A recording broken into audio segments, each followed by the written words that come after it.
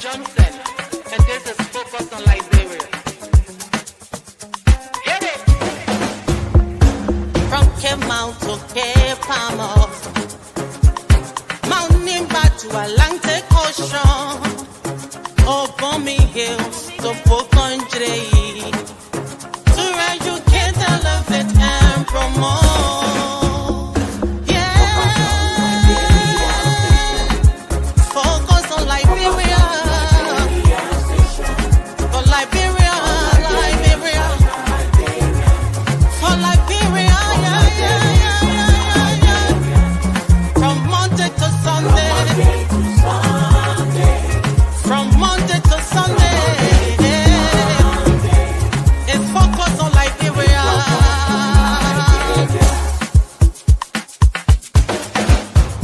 Talk about home affairs, hey, in diaspora, foreign affairs, hey, reliable information, history, ooh, talking about culture, yeah, politics, education, entertainment, business, sports, advertisement, articulation. Focus on Liberia. Focus on Liberia. Focus on Liberia. From Monday to Sunday. Hello, ladies and gentlemen. Welcome to our Sunday edition of On Point. This is the new month, first Sunday in the month of November. We got what? Less than 60 days to the new year. We were at Thanksgiving a few weeks ago. We are now getting ready for the new year. So if that is the case, we have all of our bright minds here to discuss issues. We all don't agree. We shouldn't agree. The day we all agree, this show should be dead. So we are here to discuss issues affecting our country. This is current event. We'll be talking politics. We'll be talking family. We'll be talking international issues. We got some things to talk about in Minnesota briefly. We are talking about the massive corruption in Minnesota affecting all now. We are talking about immigrants, period. How is it possible for those of us that came from other countries to come in for a chance to come and abuse the system? And for those who are doing it the old-fashioned way, earning their way, they are all under scrutiny. We will discuss that. And we're going to discuss about Liberian politics. A few years ago, Thomas Falah was a steward of the CDC. And the Unity Party called him Thief 5. They say he was a rogue. Today, he has been introduced into the Unity Party as the new Saul, changed now to Paul. He is the flag bearer of the Unity Party. In fact, he is now the most popular recruiter, bringing other politicians aboard. He has seen the light. What's going on? Let's discuss. The Unity Party had an event. They call it homecoming in Monrovia. Massive turnout. Let's discuss crowd politics. The Unity Party claims to have drawn a massive crowd of allegiance and supporters from opposition stalwart Thomas Falah, formerly referred to as. I hear that one thing, man. I move on. We had another guy by the name of one of the most corrupt human beings in Liberia by the name of, I think it's Thomas Forth. Mr. Forth, you heard him, he was on tape by saying, you chop and I chop. He lost his job and now he has now become another recruiter telling folks to follow him over to the Unity Party or MDR. Liberia is a funny place. USAID has left Liberia. The Swedish government put us on notice last week, that they are leaving. What is happening to Liberia? What should happen to Liberia? Have we learned anything? Finally, Senator Darrell Dillon of Monserrato County reintroduces his bill. Is this a politics or reality or grandstanding, knowing that this thing wouldn't pass for anything? So with me today are the Honorable J. Victor Nambe. Victor, I like that J. What is J for? Tell me what that J is. J is my my Grable warden's war name.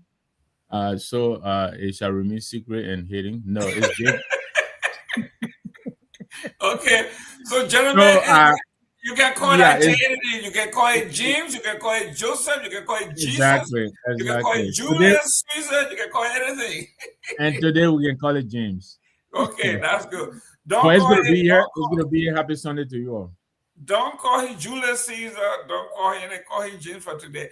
All the way from the oldest republic nation in the Republic of the continent of Africa is Thomas B. Cannon, our economist. Well, not our economist, Joseph Boyka's economist. He was our economist until Joseph Boyka took him.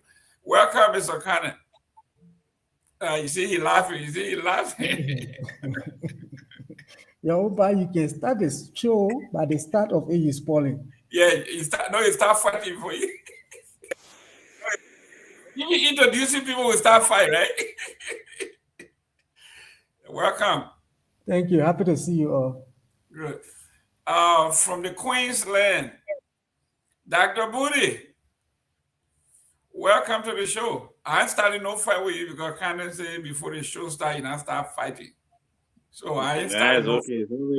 I can't with clean hands. There's somewhere Aliyu Kamara that would like to start fighting with, because the lazy man, everybody can be. So, but anyway, no, it's great. It's great to be here as always. Yeah, the T in my name is for Tape, just in case anybody wanted to know. Oh, Tapeta. Why you ask Cannon where a B stand for? Only J Victor Nangbe you ask for J. So I would just say my own, but the man is a Unity Party. See, before you attack them, they attack you, so you don't attack. But someone told me that the T in your name was toe, but you said Tape, so it's all right. We're still with the Tape. The same place. I will jump over Kamara because he's from. All the true doctors are Tape. You didn't know that, Jerome? Yeah, I see. I would jump over the guy. I would jump over the guy from Sierra Leone because I'm dealing with all Liberians here. The foreigners. Before I call your name, you will pay taxes to us because you are impersonating a Liberian. Dr. Honorable Taiwo, welcome. Thanks. Hi to my fellow panelists and to our viewers. I'm happy to be here today. Mr. Ali Kamar, welcome to the show. It's just amazing how the people, when it comes to their country name, they can't call it, they can just use symbol or abbreviation initial. They can't call their real name on their document. They call all the white people name their document, but not their own. But thanks for having me. So how do you call them? Certificate? No, looking for my certificate to show in China because I spell all my name on it. You know, I'm cool, man. We can spell everything. That means your certificate this big. It's long. Gentlemen, thank you for the show. We have to collectively, we have all feel, because since we've been having this show, we just can't recruit women to come on this show to be on all of our shows. So it's a collective failure. We have to bring women on our show. We have to make them comfortable. We have to train them if they need to be trained. Some of them, they don't like to be in the forefront or anything. But we have to do something. Mr. Canada, let me start with you. What should we do to have women involved? And I'll leave the whole topic back. Yeah, no. I mean, this one is a social issue. Every time I come here, we are all men. What can we do, Mr. Khan? You are a social person. What should we do? I think Dennis needs to include this in his. No, in his what Dennis? I'm talking to other. Is it you see this man a politician? I say other. Is it Dennis? I'm speaking on the, Ahmed normally talk about institutionalism. So Okay, there you go. it has to be a strategic approach. So Dennis needs to include it in the strategic plan, hopefully for 2026, so that we can mainstream gender. Let's make sure we have women on all of the shows. So if we have them on some of the other shows and they're not coming here, we can just ask them to maybe participate in On Point also. But I think it's a very good point that you are raising. We need to work on it. Thank you. When I look at the landscape, when you go to Spoon TV, they got one female there. The most consistent one is Glendy, but then I would say Dr. Richardson, then Glendy, intermittently. At the closing argument, we have Grace, and we have another one, then, in and out. So is it that, Mr. Namwe, is it that we men, are we so abrasive that we drive the opposite gender from taking part? And that same thing in government. I'm not sure, Jerome. But honestly, I really don't know. I think I think we've been accommodating enough. I don't think we've done anything that appears to muzzle them out. I just don't know, honestly. But maybe we can start by bringing our wives on. Next time I'm coming, I'll bring my wife to come and join me. Yes. Dr. Booty, is it we have not been intentional enough, and I can talk to you or anybody here, just look at the landscape, right? All the talk shows, all the podcasts. I'm not limited to focus on. I leave focus on Liberia tribes because focus on Liberia has several segments. But besides, I can tell you this though, before Dr. Booty comes in, the political launch of the CMC actually is the reverse. Okay. Many times I'm the minority on the set, the rest are with females. So okay, great. Maybe we can learn a thing or two from there. Yes, we need to call the folks. Dr. Booty, you are as busy as I am, with the media, whether it is podcasts or television, or anything else. We need more women representation. I think, I take Mr. Khan's point. I think we have to be more strategic about how we deal with this. I think one of the things we could do is look at, to reflect. We need to reflect on our, and I refer to it as hiring practices, right? So when we're sending invitations out to people, are we being deliberate in terms of, like, if we're going to send 10 invitations out, that we send 5 to men and 5 to women, right? Are we deliberate in that way? We need to try, and because I know I've been on some shows with Dennis and I think Mr. Khan as well, where there's a firebrand lady, Belfina Decanti, who was really is very impressive, and I was so excited to be on there with her. Normally, I'm not quiet when I'm on shows like these, but I was learning so much that I listened more than spoke. So I think we need to go back to the drawing board, but be more strategic. I think target. There are women out there that we could have on, so target these women. I think one of the mistakes that we make, unfortunately, as men, is we're comfortable with our gender. So whenever we need to bring new people on board, it's easier for you to go call one of your boys, right? To say, hey, I know this guy, let him come on board. But I think if we're more strategic and make sure that when we go out, say, look, we need a new panelist to join us. We'll invite 4 people to interview. We'll make sure 2 are women, 2 are men, and then we can interview them. I'm sure, if more of them are coming to the table for the interviews to join the panels, I think that will give us a higher rate in terms of women. Mr. Kamara, is it since we come from a society of patriarchal, we are male-dominated men, we make time to do these things, while the bulk of the responsibility falls on the mom to take care of the kids and do all of that while she's also working. So we we get a little time to do this. What is your prescription or your suggestion? Yeah, I can tell you one thing, my man. Yesterday, huh? Mm-hmm. What I saw at the Unity Party headquarters, Mm-hmm. my man, I was excited. It was stimulative. It brought the UP back together. It gave the UP more hope, more momentum. I'm not a part of that party, but to tell you the truth, I saw them. I saw a group trying to organize, trying to be vibrant, and I think moving forward, I mean, you can see what on your hand. CMC, I can see how you can pass What I Unity want you to Party. do it within the Listen, next listen. Thank you very much. Now let's go to what I asked you earlier.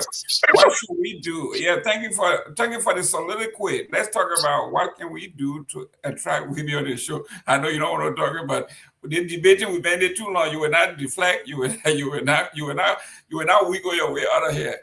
But Dennis, Anthony, everybody have invited women. Who stop women from coming on here, but man, nobody stop them. They always I've been on this focus on the bread with a lot of women.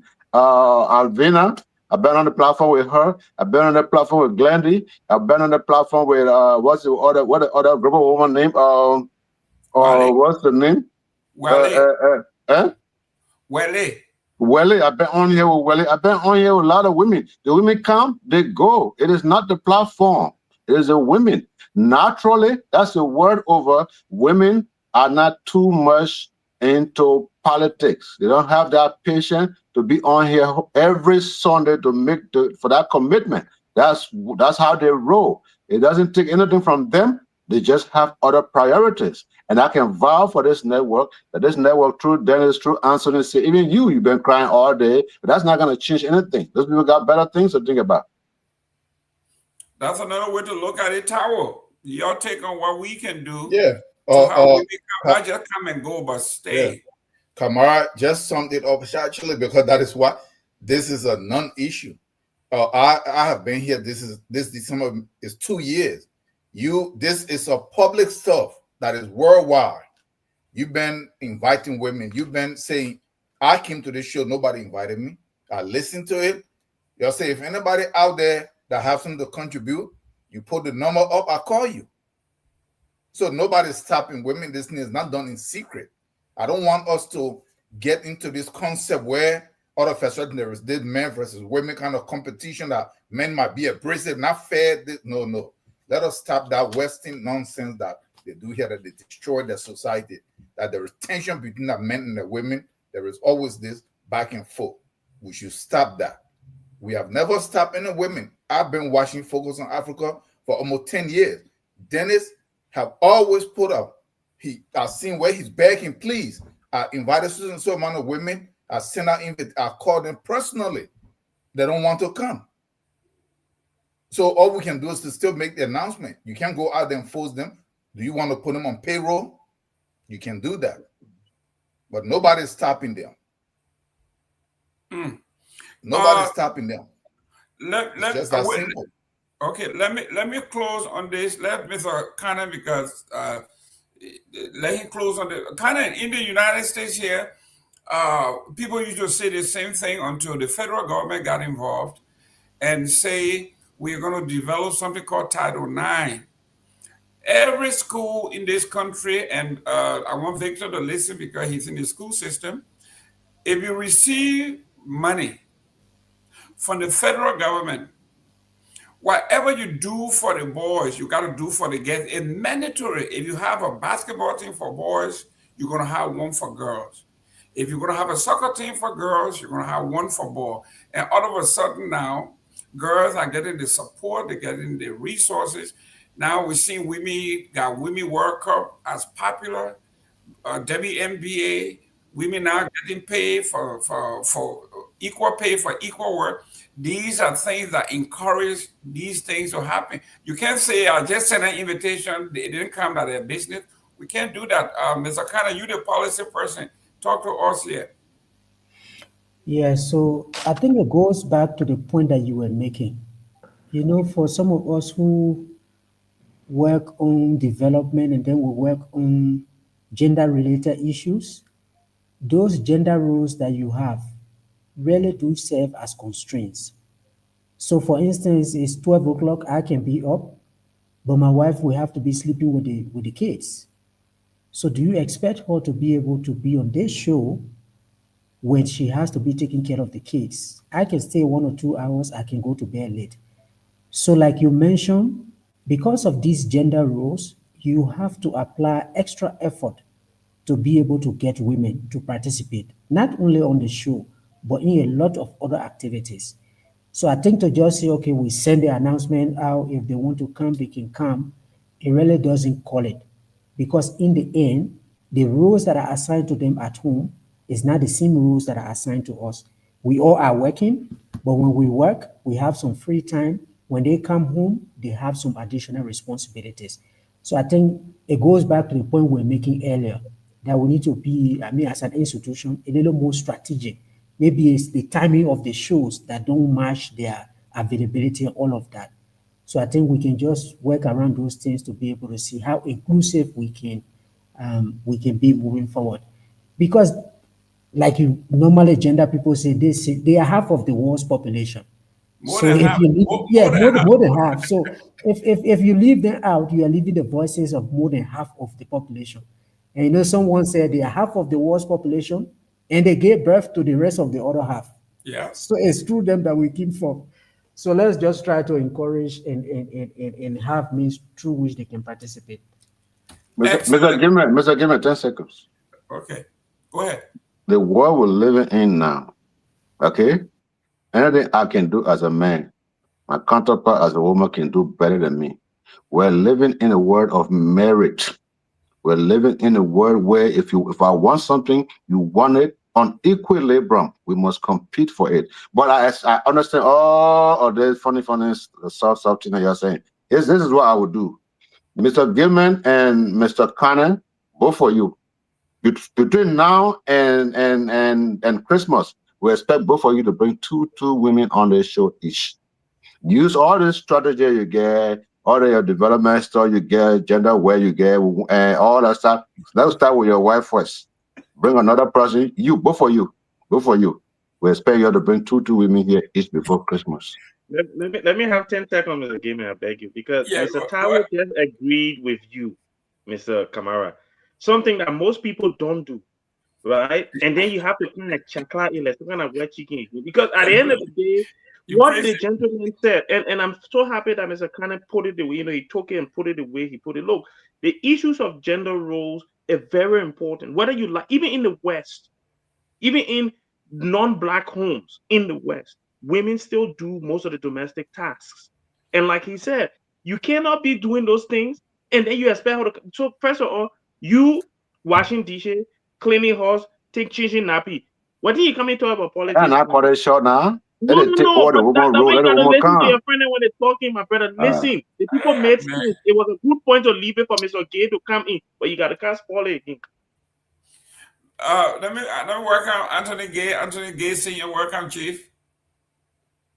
Thank you. I normally don't share the show when I come on, and I'll be using my device, so I decided to share before coming. So at least Are you at work? Are you at work or are you home? anytime you see the thing here, you know what I Oh, okay. Okay. No, but me, I thought you're in Minnesota. No, I'm not. I'm on the clock. Oh, okay. Good. Yeah. Yeah. Real quick, give us. I know on your job and other places they devise some incentive strategy, right? That a woman gets pregnant for months, she has to take care of the child, and then hold down a job. So all of these things impact what they do. What are some of the incentives that we could use to attract women here? Like Mr. O'Connor is saying, maybe very importantly is maybe we work around their schedule. Make sure that it's a time where they are available, where they can contribute to what we are doing. We can't just get up and make out a show because we are available, meaning that everybody else is available. It doesn't work that way.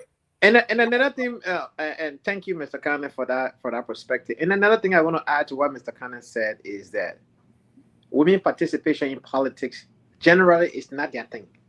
They don't find interest in it, right? They're really done. They find interest in other things, but to come and discuss politics. So that's part of the issue with the gender role one that. we have to go the extra mile to find those ones who actually have interest in politics to Thank be you. able to reveal them to us so they can come on the show. Within our Liberian community here, I can tell you for a fact, I know very few of them who are interested in politics, who participate. You already know one of them. Telvi is one of them. Another lady I'm going to reach out to, I'm not going to call her name here too. She's very, interested in politics and have a very, great perspective. And she into a profession that also, Liberia desperately need, so we're going to reach out to those people, but we have a very limited group of people we can reach out to. We got more women, but not most of them into politics. Let's just be fair here, especially when it comes to the Liberian politics. I don't want to waste my time with that, right? Kind of thing. So we have to work extra and be able to reach out to those people and break down. Great, guys. That would be a topic that we're going to. We took a whole show to discuss that because it is very, very important for us to understand our social fabric. We have to deconstruct and go from there, because when you go into religion, Christianity, the most oppressed people in Christianity are women. You go to Islam, women. You go to the Buddhist temple, you see 10,000 Buddhist men. I've never seen a Buddhist woman. What do you mean by oppressed? I don't They're have to oppressed. I don't have to go there. To drive in Saudi Arabia was a crime. Listen, for a woman to drive. I said we're going. I just asked question. What do you mean by oppressed? Listen, I said a woman to drive in that's a whole different show. In Saudi Arabia was a That's crime. all. Listen, Anthony Gate, that's a whole different show. We'll do another time. Mr. Cameron, let me just ask you, Mr. Cameron. Doesn't Islam allow you to marry more than 2 wives, 3 wives? I guess that's oppression. No, hold on now. Does Islam allow women to marry more than 3 husbands? Is that oppression? My question is, why is it? You answer the question first. No, I'm not going to answer that question. Why is it okay for men to do it? I'm not going to answer that question. I said to drive a car in Saudi Arabia, for a woman to drive a car in Saudi Arabia was a crime. But listen, how many pope we ever seen that says a woman pope or woman bishop? Everywhere you go to the Buddhist temple, all the Buddhist men sitting there. You don't see no Buddhist women sitting there. That's why you got oppression. Okay, well, it got to be universal. Every society, every culture you go to, because that's how. But now we have a women pope now. Not pope, women bishop. I'm sorry, I said pope. But as Christianity is they're doing more, they're doing better than the rest of the other folks. But let's start with this here. Let me start with Dr. Booty. When the USAID pulled out, people were upset with Trump. What Trump was saying is, you got to open your ears and open your eyes that the world is turning internally. Okay? And we always said nature has it that self-preservation is the rule of nature, right? When you get on the plane, they say in case of emergency, put your mask on first before you help somebody. So it's a natural law. So here we are when USAID left, we were mad with Trump. Now other people are leaving and saying we rather use what we have internally. You go ahead and do yours. But it looks like when USAID left Liberia, the first thing they did was the finance minister went to the European Union to ask for more money to replace what USAID left. Now the European Union has said, listen, you guys got to do it. We'll take care of ourselves. Your take on this? And that's a good point that you raised, Mr. Gaiman. I think there are 2 things I'll touch on quickly and then allow others to share their opinion. I think the first thing is this shift towards the right in most Western countries, right? So there's this notion that we need to focus inward and not consider our responsibilities to the rest of the world. So here in the UK, for example, this new Labour government came into power and opted to reduce foreign aid from 0.5% to 0.3% by 2027. So in actual numbers, we're talking about 15 billion to 9 billion. So that's 6 billion reduction that they want to put in. That's a lot of money, right? Now, if you look at what the Swedish aid SIDA puts in Liberia, so I think 336 million Swedish kroni, which is about 35 million US dollars. is what they will be. That's what they put in 2024, right? So some of the things that's gone to a huge part of that, about 40% goes to the government and civil society groups. Another about 10% go to programs in reproductive health. You've got forestry, social infrastructure, agriculture, etc., that receives all this. So that is a concern for someone like me who believe that even though I don't believe international aid from these major countries is working as it should, but it's doing some good.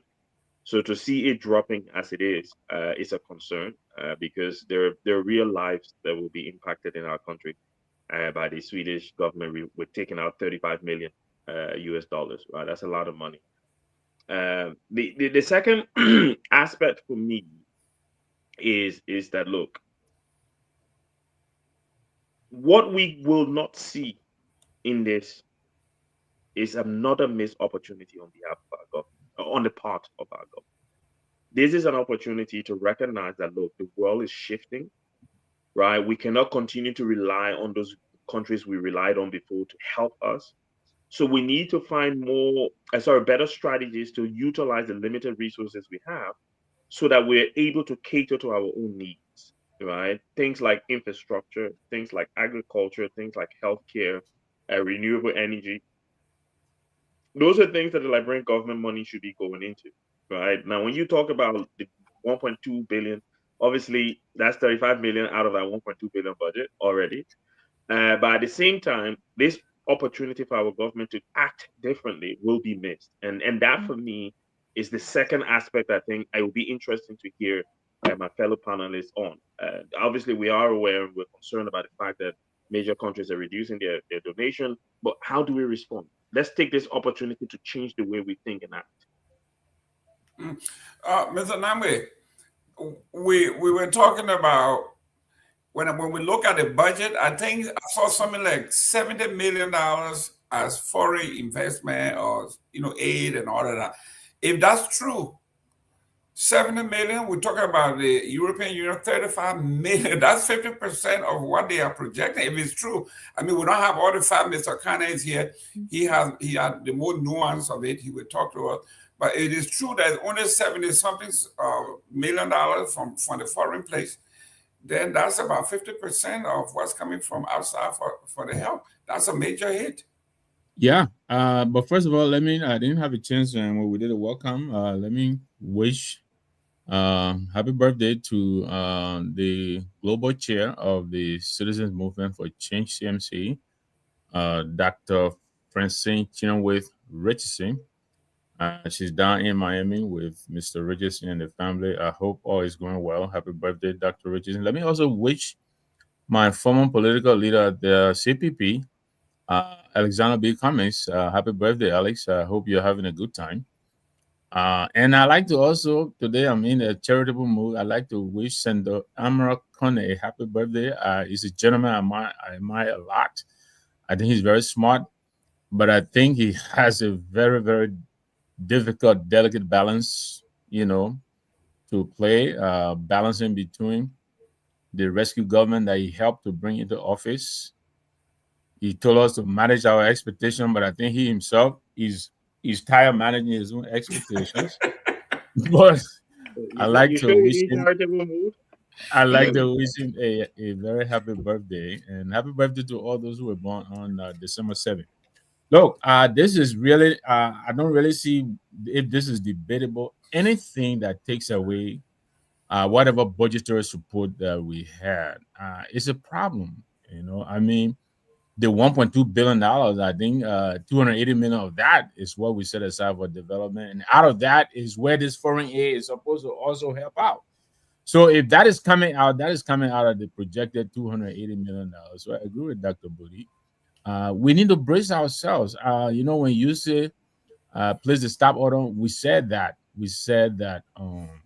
the government needs to take notice and take action to to prepare our people and try the best possible to save on some of the expenditures. I don't know exactly what the government did. I know there was an attempt to reduce some of the subsidies to government officials like gasoline and the scratch cars and stuff like that. But I thought that action did not equal the magnitude of the problem.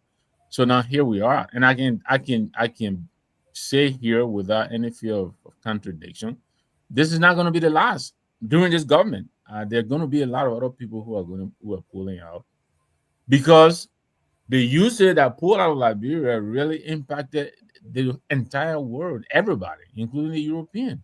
So for those who don't know and understand what the Swedish embassy means, whenever you hear Sue Relief, I mean, who does not know about Sue Relief in Liberia? That's the name we know them by. All of the activities by 2026, they're going to be phasing out. Yes, they said it will help us, in other ways in collaboration, but it is going to hurt our budget. And to finally pass it on, I don't usually quote him, but they should take it from their own Rescue Rambo, Martin Colley. He did a write up. His projection from now to 2028 is about $149 million. He listed about 30 projects that involve free relief in Liberia, and all of these projects are going to be impacted negatively. So, yes, I agree with you. A percentage of this budget was supposed to come from external sources. Sweden was part of the external sources that we were relying on. So now there's going to be a shortfall. I don't know how early in 2026. I think it's August or so. I'm not sure. But this is reason for concern. And I think this government needs to take notice and tighten our belts and prepare our people for the very difficult times that we know are ahead. So we're watching to see. One of the operators had already come out to try to tamp down, anxieties, from his, my point of view. My brother and friend Samuel Bogan now at the renewable energy. He thinks this is not going to mean much. He and Stephen Yerkesin Jr. But I really disagree. I think this is going to be impactful and it's going to hurt. Why? Because we don't have that many external sources to rely on anymore. These were some of the few sources we still have that were giving us support. And so I hope the government will act accordingly and make the necessary adjustments. Wow. Mr. Kamara, we've been talking about this. I think at one point you alluded to this, that when we all used to agree that we need to be independent. Those of you who like this Pan-Africanism, we don't want the white people in our neighborhood and all that. We've been talking about this. Maybe this is an opportunity for us to say, you know what? If they don't want to give us rice, we got enough. Let's go grow our own rice. You don't want to send our fish cup, we'll go and cultivate our own fish. You got enough waters and river. Your take on this? Yeah, first of all, let me say at no time any of us say that we don't want white people in our community. We love white people. We love them in our midst. And together we all can make this world a beautiful place. I want to appreciate the Sweet Relief organization. It's been in Liberia forever, but it actually began its humanitarian work as a result of the civil wars. And it really helped us through those wars. So I want to thank them for everything that they've done for Liberia, but everything has time. There were time for war. Now we're in a time of peace, a time when we should govern ourselves. We should take our own responsibilities. I think a lot of the oppositions and people who are dreaming about power will try to make too much of this. They will politicize it as much as they possibly can. But what we do know is that some austerity measures will be put in place to close this gap. Even if the effect will hit Liberians, some Liberians, very few Liberians, by the way, it will only be temporary. Because to tell you the truth, besides since 1994, all the years that I live in Liberia, my family had no benefit from any NGOs, not one. And we can show hundreds of families who those NGOs had absolutely no impact on. And in most cases, whatever came from those NGOs, including the usage, the government officials were the most beneficiaries. So again, we appreciate it, but there's time for everything. Let them pull out, and I'm pretty sure as a result of this, we will get much stronger. No nation anywhere in the world has been successful in development using aid. You have to use this thing. You have to use this thing. And you have to use this thing right here. It's called heart. You have to push. You have to set your agenda. Where's your heart located? Here? You don't know where your heart is? I just pointed to it. My heart is here. Where is yours? He's sitting on it. So, gentlemen, let me finish. Kamara sitting on his heart. Let me finish. Let me get 10 seconds after this, man, please. Let me finish. Go ahead, Kamara. Okay. Don't let him So you know, I remember one time times with Tova, I had a friend of mine who was more reliant on his family, on his parents, and he was of age. So one day, Daddy got mad and kicked him out. I told him, I said, man, it might be tough right now. By the end of the day, you will realize that you have no other option than to survive. And once you develop that feeling, that mindset, you begin to do more than you thought you could. And today, he's a big boy. In fact, he's taking care of his parents now. So we have the water, we have the soil, we have the forest, we have the animals, we have the minerals, we have everything that Sweden don't have. Why do you think that Sweden can feed you, but you can't feed yourself, or better still, even feed Sweden? So this is no big deal, but we appreciate them for everything. Mr. Gay is in the back. Anthony. Oh, can I have my 10 seconds? I just want to say something quickly because Mr. Vali Kamara just made a false statement that no country in the world can develop with aid. I'm sure you've not read about the Marshall Plan of 1948 when the United States government gave over $13 billion to Western Europe to develop after the war. So that's not a true statement. They got. I don't know what they're gonna be talking about. Okay.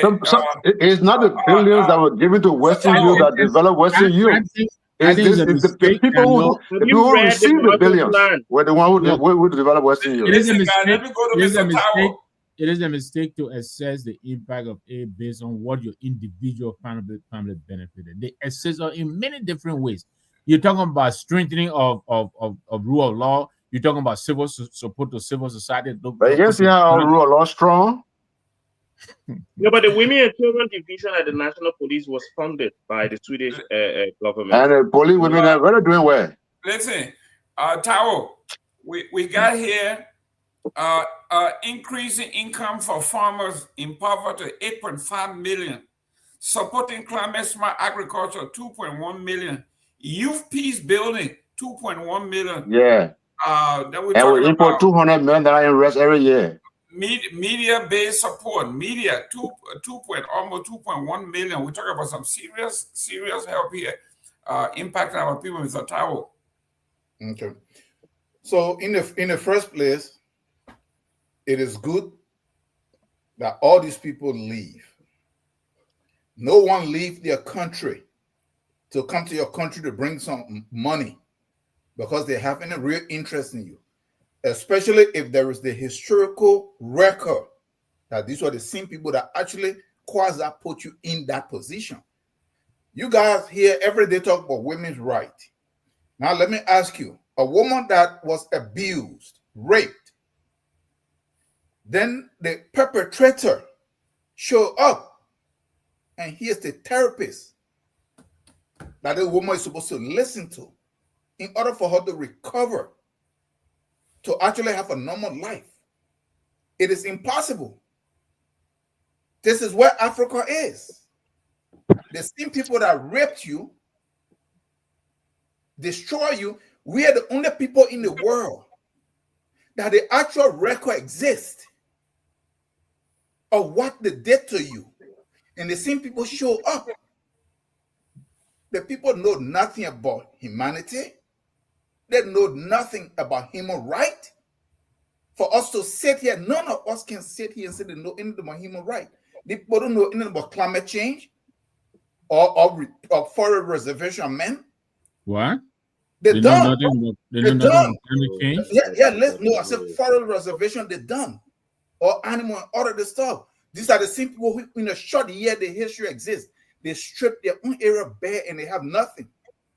Our people, we were the one that able to maintain the forest. They should be coming to us to ask us, how did you do it? But you see, the deception have worked on because we say we went to school. This is witchcraft that they turn our head. We are supposed to be going to our people in the villages and towns. These are the people that protected the forest. These are the people that protected the rivers, the ecosystem. We are supposed to be going to them and asking them, how did you do it? Learning from there to then extrapolate that to the national level. But you see, because the people who are the criminals came in, we went to them. You think the Swedish, all the money that Mr. Gaiman listed that they posted, show me the actual tangible result of this money and the benefit that they yield. It doesn't exist. This is what they're doing. After using so like fossil fuel for the Americans and the Western and everybody else to develop, trying to strangulate Africa's development, they are not coming back. So when anything is done, and Africa is a victim of all of those stuff that they did in terms of their greenhouse gas and everything, Africa has nothing to do in it. But now they're coming to us. We have to sacrifice for the solution. And what are those solutions? Laying claim to your forest, that you can use it, that you can farm. They like animals so much, the animal right people so much, that they go to your continent, grab the elephants and the giraffes and the zebra, bring them, put them in cages called zoos. That's how much animal right people they are. We have to see through these things. But I'm saying all this stuff to say they need to leave. There is something good that is happening to Africa. So that they leave, so that we actually focus. All the money that they brought in was never meant to help you. It was meant to what? Influence and entrench their interest. So let them leave so that our government can see that we are on our own and we must find our own way. We must manage our own resources. I mentioned this the first time I came here. I was vilified that the West, led by the USAID and the American and all these people, created the corrupt system that is existing now since 2005. Why will you subsidize a government that is paying itself, its senators, more than your government? And they decided to influence 3 areas: agriculture, health, and education. Those are the areas they decided that they were going to what? Subsidize. And because of that, what happened? The representative senators were paying and said all this money. If they really care about corruption, they were going to say, no, we're not going to allow. How are you going to pay one senator $8,000, $15,000, all this stuff, and we are trying to help you? But the intention was not that. So what happened? I said that they would leave you paralyzed. When I said it a year ago, I was vilified. What happened when USAID pulled out? Those areas pretty much almost collapsed. But what happened? We started in the beginning, where we said, no, we are going to handle our own agriculture. We are going to fund it. We are going to fund health. We are going to fund education. Then you don't have this to deal with. So let the government go back and redo that budget. You don't even do your budget and put aid in there as part of your budget. Everything is done backwards. Let them go and redo that budget and put money in there for these areas, cut down all the stuff. The senators in Liberia don't need no more than a couple of $1,000. I heard on the other show that they're supposed to live a certain way. If you want to live a certain way, go to the private sector. So this is where we are. Let them leave. It's a very good thing. They don't need to be there. Thank you. Let me go. Can I fact check? Let me go to go ahead, Lance, so I can go to Connor. Yeah. So let them go. We don't need them. Now, the people that really want to run government, they need to know that when you come in there, you use state resources for you to run the country, not to depend on China or anybody else to bring in money for you. The way you deal with countries is like say, hey, let's do business. Do real business, not for them to give you a handout. Thank you. Mr. Kenneth, the people hire you because you know how to look at numbers, but these things are serious. Women's empowerment rights, $6.2 million is going. Support to tax authority, $6.2 million is going. Support to the tax authority itself, $2.44 million. Economic transformation for young people, 5.1 million. How? Where did this money go? How? Thank you very much, Mr. Gayman. You know, I don't know where to even start because much of the some of the comments that are being made is almost like maybe we're not following what is happening, or maybe the nuances are things that we are missing. So let's go back from the beginning. Like I think Mr. Ali said, Sweden's support in terms of humanitarian and state building after the Civil War has been very pronounced. And maybe in the 60s and 70s, I think Sweden has some role in the mining sector in Liberia. But if you look at currently, what is it that Sweden is actually benefiting from Liberia? We don't have Swedish companies like in Liberia that are doing business like France got Orange and other companies. Sweden doesn't have it in Liberia. Aid or trade between Liberia and Sweden is very infinitesimal. But since the Civil War ended, this country has been in Liberia, supporting state building and building state institutions to be able to help us stand on our feet and develop. Let's go back to when the Civil War ended. There's this Liberia Reconstruction Trust Fund that was set up, and all donor countries were asked to contribute to that trust fund. Sweden was one of the countries that contributed to the trust fund. You see the road that is running from Monrovia to Buchanan? It was built from that trust fund, managed by the World Bank. The road that is going to Banga to Ganta, it was built from that trust fund, and Sweden contributed to it. You see Ome that was in Liberia, that said for many years for peace to come to Liberia, Sweden is a contributor behind the US government contribution to Ome. Sweden contributed. And since the Civil War ended, Sweden has been there. 2005 to 2010, they focused on peace building. 2012 to 2020, they had a strategy that focused on democracy, human rights, inclusive and sustainable resource management. And then 2021 to 2025, they had another strategy that is focused on human rights and economic fairness and climate change. The strategy that is ending now is 1.8 billion SEK, which is around 191 million. So it is even far beyond what Dr. Budi mentioned. But to clarify, their support is not on budget.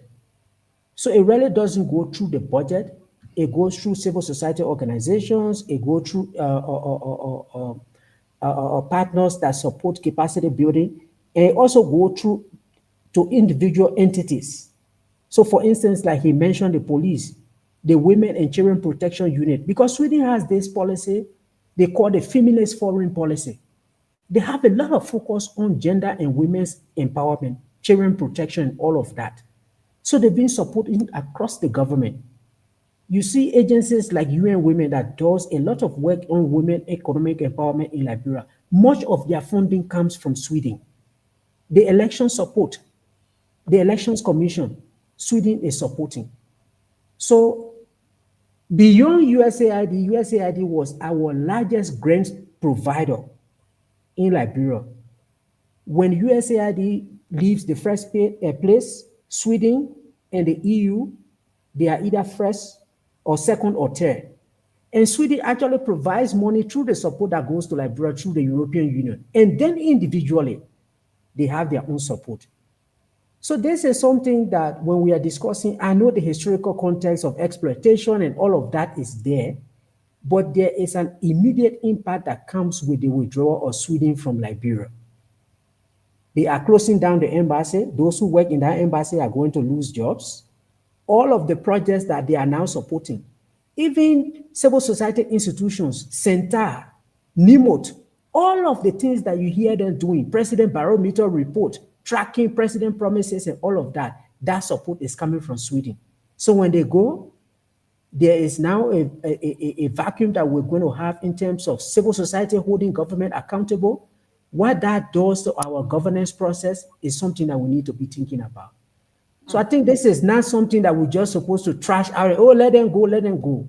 This is something that is strategic.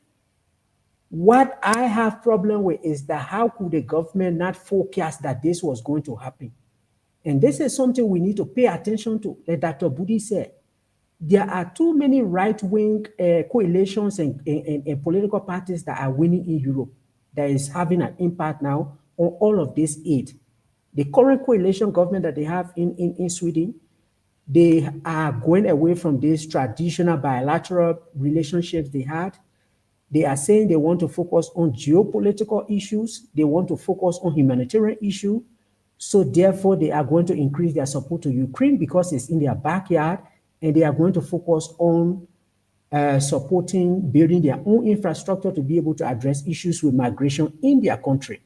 So this is why they are cutting aid not only to Liberia, they are closing their embassy.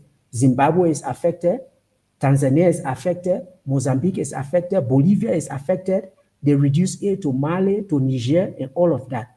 It is happening because of that right-wing coalition party that they have. If reform should win in the UK, Dr. Budi is there. We know what will happen. If Marine Le Pen has not been barred from the upcoming election, if she wins in France, this will be something that will happen.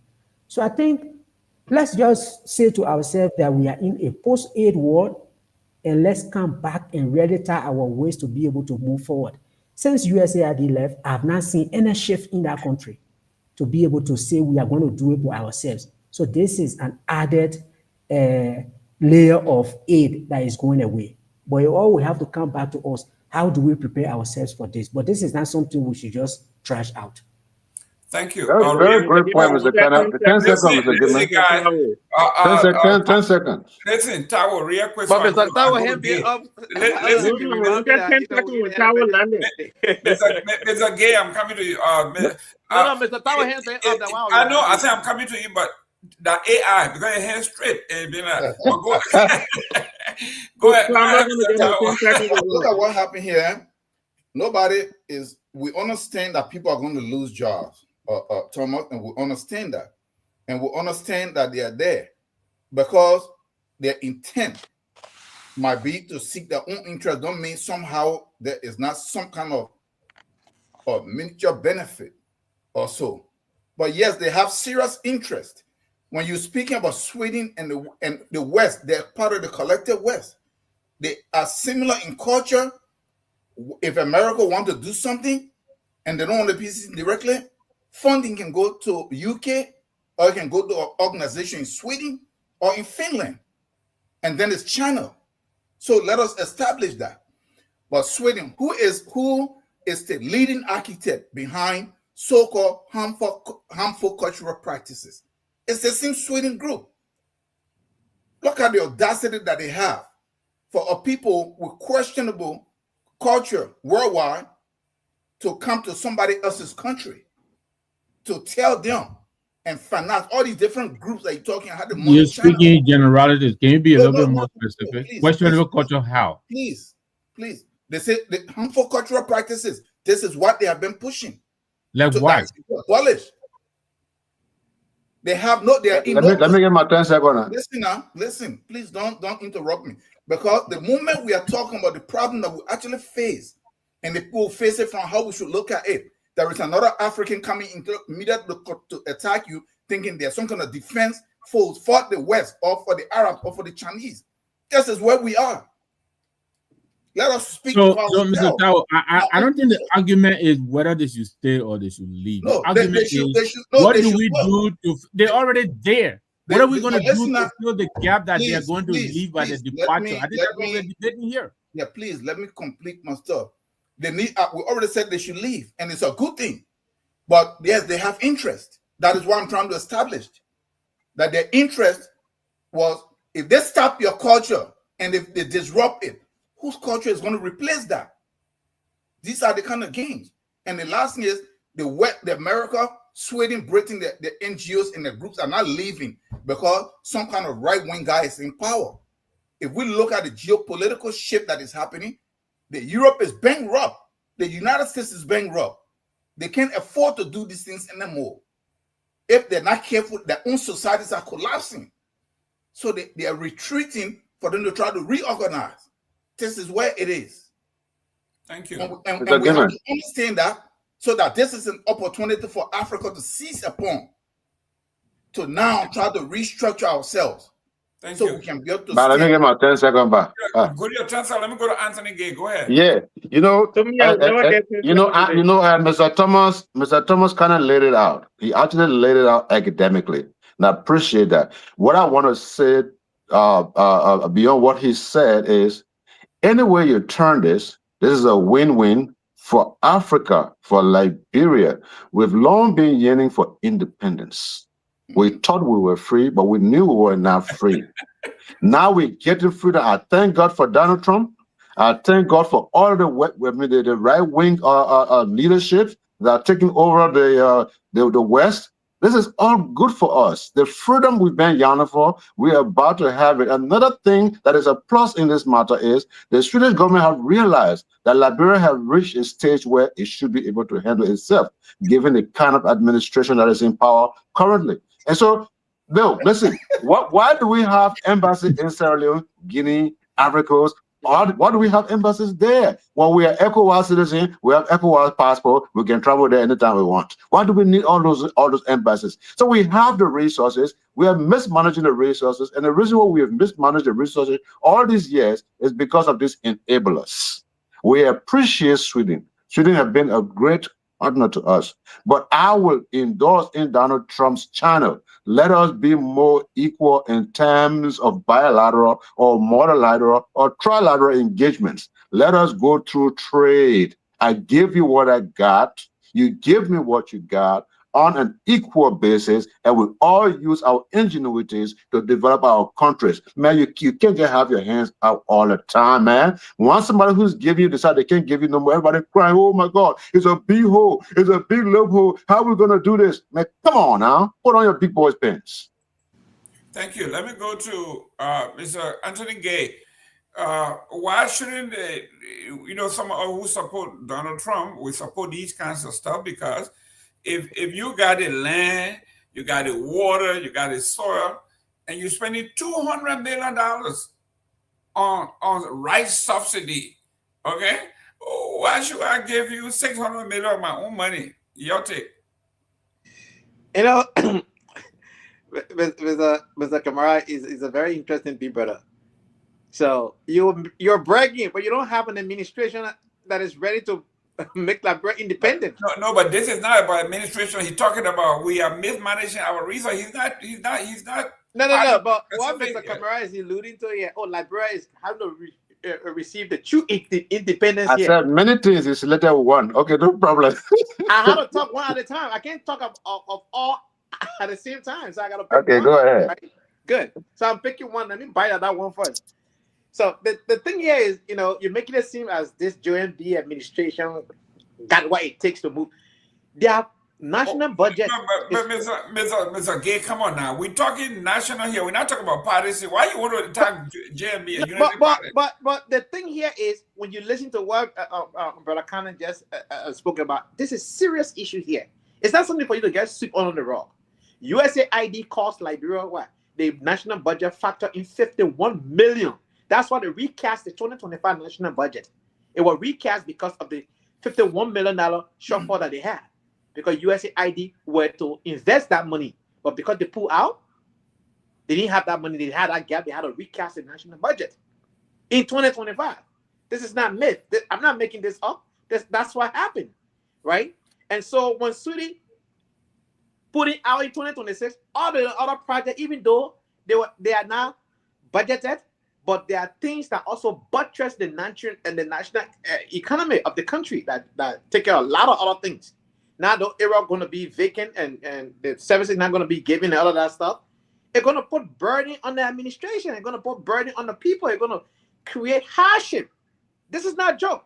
This administration is not prepared to be able to absorb all of these things that is happening right before its eyes. That's the point I'm trying to make here. Mr. Tao, I understand that, yes, indeed, these people have kickback, they have their intention. Nobody comes to your country just because they like your country. They come there because in return, they will benefit for something. But you cannot blame these people. You must blame our leaders, because our leaders are not putting in place things. We are not the only African country. Other African countries figure it out and they try to stand on their own. Not with this administration. Maybe if we have another administration, but this current administration, in the last two national budget, they didn't act as though they can work off foreign aid. Even they projected, they proposed $1.2 billion a national budget, did not exclude foreign aid, right? So again, they are not doing things to give us the encouragement or the zest to say, oh yes, our nation now ready to move forward. No, look at agriculture, 1.9 million in the national budget, but expected what, 300 million from the European Union, because they know that money might come, so they didn't put more money domestically from the national budget. You cannot operate this way. We will not, develop Liberia on the backs of foreign aid. In order for us to do the Liberian people justice, we must be intentional of what we want to do, how we're going to do it, and be serious about it. And if we're not doing those things, we will always come here and discuss this kind of thing. Look at how Liberia is today, how the country is being run. Look at the national budget and see, are those things that are supposed to be addressed being addressed, the bread and butter issue? No. If people still collect that $150 salary and the big boss will still get a big purse, even though we have $1.2 billion national budget, it should still remain the same, regardless of the $1.2 billion national budget. So this is the problem, Mr. Gamer and my fellow panelists, that Liberia current leadership is not prepared to be able to absorb or address these issues that the foreign aid was addressing. They're not doing things domestically. How can you factor in $10 million to say, oh, asset recovery will collect $10 million? You don't know. Asset recovery is not an event. It takes time. How do you know that you're going to get $10 million next year? So these kind of things, somehow we are not economic, but we got common sense. You got to think about, oh, do I know that in 6 months of the new year, we will be able to collect $5 million, and then the rest of the other 6 months we'll collect another $5 million? From who? So these are things when you see happening, then you get concerned. And I'm very disturbed to see surrogate of this administration come on this platform and pretend as though nothing should concern us Liberian. Everything is okay. Everything is going good. We have the best president we never had before in the country. That is not the case. What we want to see is an administration that is so intentional about moving the country forward and doing the things, laying the foundation. And the people are saying, oh, yes, indeed. Even though we're not there, but this administration is doing this. This administration is doing that. 3 national budgets introduced by the current finance minister. And we all know what we're heading with that. So for me, I'm very concerned. And that's where I want to leave it. Great. Guys, let me welcome some folks here. We got Flex Electronic 4769. Great. He said 1 ounce of gold now, as we speak, is $14.78. Wow. You better go invest in gold.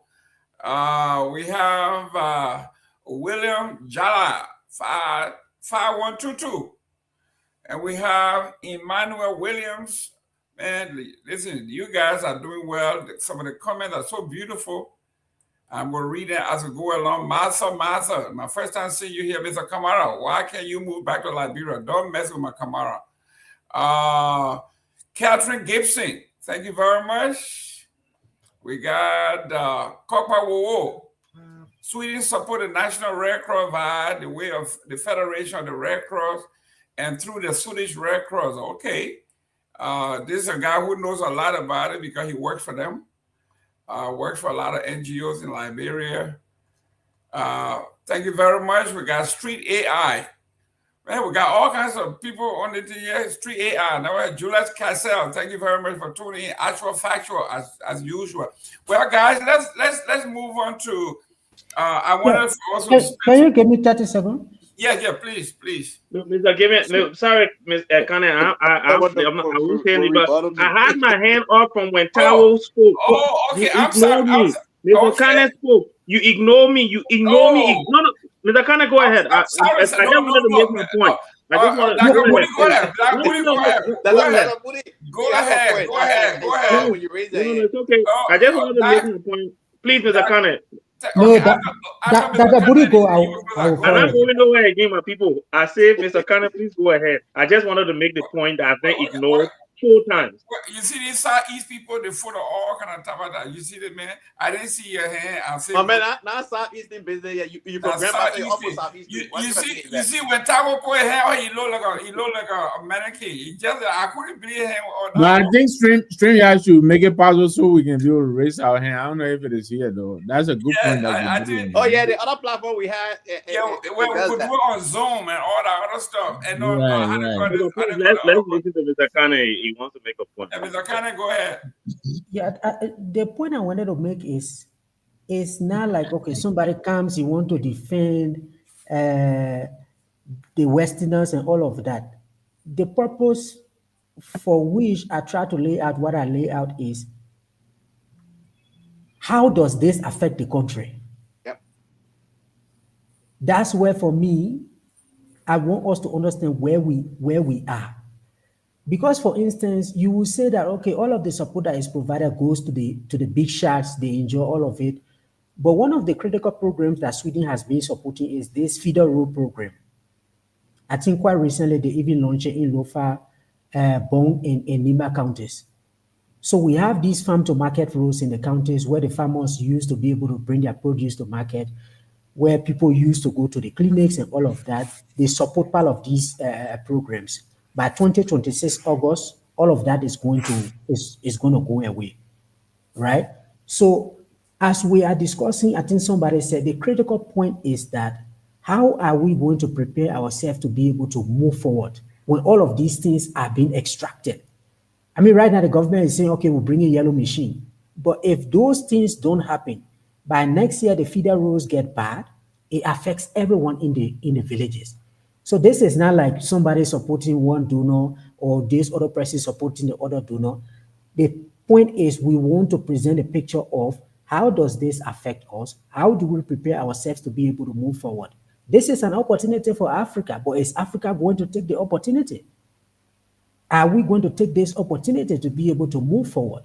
The other point we have to make is that, at the beginning of 2025, when USAID left, our economy was forecast to grow at 5.6%, 4.6%.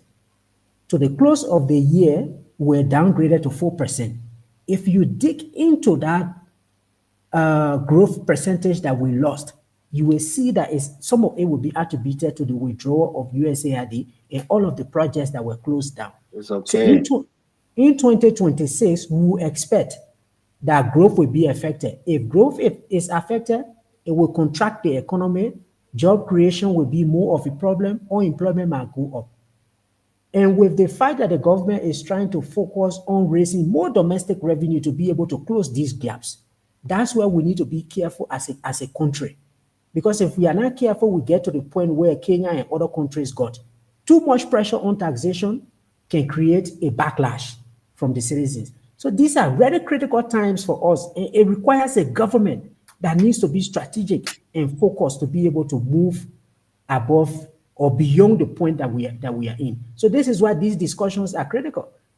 We shouldn't just like dismiss them and just talk over them, but we need to be very intentional in terms of discussing these things, so that those that are listening, also the citizens that we have, can know exactly. And this is the problem I normally have with the government. They're celebrating, they are not communicating this to the citizens to know exactly what is happening. And tomorrow, if there is a problem, then we also blame the citizens. Great, guys. If you're just joining us, this was a very, very, very heated one because it is impacting us. For me, I got family members who are head of USAID in Liberia, and the last time I was at the State Department, I was saying, you need to cut down your work with the Liberian government so we can systematically, draw back and find replacement. And, they didn't look at it favorably, but sometimes it's good for these things to happen. Dr. Booty. Sorry, what was the question? No question. No, We're going to close on this topic. No. I'm not. No, I don't. The way Mr. Cannon put it, I don't want to. Yeah, I think he nailed it. Just that one there. was saying the Gary. Yeah, Okay. I'm happy to move on. 10 seconds. If you get Kamara 10 seconds now, go ahead. Okay, here's the move thing. Look, on. I think we're all saying the same thing here. We're just saying it differently. No one is dismissing or minimizing. No, we're not saying the same thing at all. Yeah, let me finish. No, we're not. No, we're not. Let me at least No, we're finish. not. Come on, Yeah, but you were doing well there for a while. People were praising you now. Let me finish. What we are saying is, first of all, they say talk your own. Don't say we Mr. talk Tao your is own. basically clapping for Swedish aid to go, irrespective of the impact it will have on people. So we're not all saying the same thing. we could be saying the same thing, but we'll have No, different man, ways of talk your saying it. own. But listen to me now. Listen to me. The point here that you guys must take is we appreciate the jobs that were created by these agencies over the years. We acknowledge the good things that they may have done over the years. We also do not forget the fact that those things have really not changed the country to any extent where the majority of the society could benefit. Mr. Kana is talking about people who have been facing roads and bringing. We know that for a while, Liberians could not take their crops to market because there were no roads. Recently, the grand jury and the people from the Southeast begin to testify that it is because of this new administration that now they're actually even making money from their crops. I didn't make it up. The videos are everywhere. The civilians and the citizens of those communities are telling people that they're making more money now than they've made in a long time. Yet we have the Sweden release by fixing farm to market roads. Only Kane and some serious economists know these things. We, the everyday people who survive on everyday hustle, don't know these things. But if we don't know these things, that means these things don't exist. What Kane knows is on paper. We appreciate, we're also saying, in order for us to appreciate what we have and use it adequately, we have to depend on ourselves, because the more we depend on others, the more we become complacent and we mismanage our resources. Maybe their departure would help us begin to rethink on how we're using our resources. Yes, will there be some little downfall? There has to be downfall, because one person out of job is one person out of the economy. That is a downfall. However, we have to now begin to sit down and say, you know what? We can do this on our own, and let us do it. How we do it, we have to decide that. But we can't sit here and preach fear and fearmonger. We can't do that. Fearmonger? What's fearmongering about this particular topic? Listen, guys. The man said 10 seconds. He took one. Exactly. But anyway, Yeah, guys, because I kept interrupting me. good. That's right. Listen, we have been discussing this ad nauseum, and we're going to discuss it again because it keeps coming up. When we are having serious issues in Liberia, someone had asked me why you lost interest in Liberian politics, especially presidential, and I told them, from what I saw from the WIA, from the early, in a country that has 80%, maybe more, of its GDP going to recurring expenses, I don't care, you make Kanye president today, you make Booty president, you make me president, there's nothing you can do with 10% of your GDP for the whole country, and 80% or 90% go to us. We divide it among ourselves. So that's why I told them, the country cannot go anywhere. It doesn't matter who is there. So today we saw, last month we saw the CDC, they had this massive rally. They're trying to rebuild their headquarters and all of that. Yesterday we saw Unity Party doing the same thing. Mr. Kamara have been very, very, very, very vocal on anti-pageantry. Today he said, What he saw at the Unity Party is encouraged. He loved it. And that CDC should be worried. Dr. Booty, this thing is getting scary. Instead of us debating who had the best economic plan for the country, the best developmental strategy, we are talking about who pulled the more crowd. I mean, how petty have we gotten? Is this the best we can do? No, but see, the thing is, I like the way that Mr. Gay put it as well, and maybe as I speak, I'll probably steal some of the things he said. I'm not going to take too long on this because I think it's stupid. That you've got a country where you say it left, and like Mr. Kane said, the prospect of our economy collapsed, not majorly, but there was some collapse in what the performance was going to be this year. Now you've got Swedish CEDA saying that they're going to leave as well. The embassy is closing down. Those are having major impacts. And instead of serious-minded people, right, who are running, you're not an opposition party. You're not presenting a manifesto for if we get into government. Because if you were going to rally to present your manifesto to the Liberian people to say, when we become a government, this is what we will do, I will understand. But when you're supposed to be spending those hours catering to the needs of the Liberian people, there are a bunch of you take money, right, that you made from the government, that you've paid yourself high incomes while the ordinary people are struggling. We've got major economic issues going. Then you go sit down. I don't even know where they went to have a rally. I think it was in Banga or something like that. To have a rally.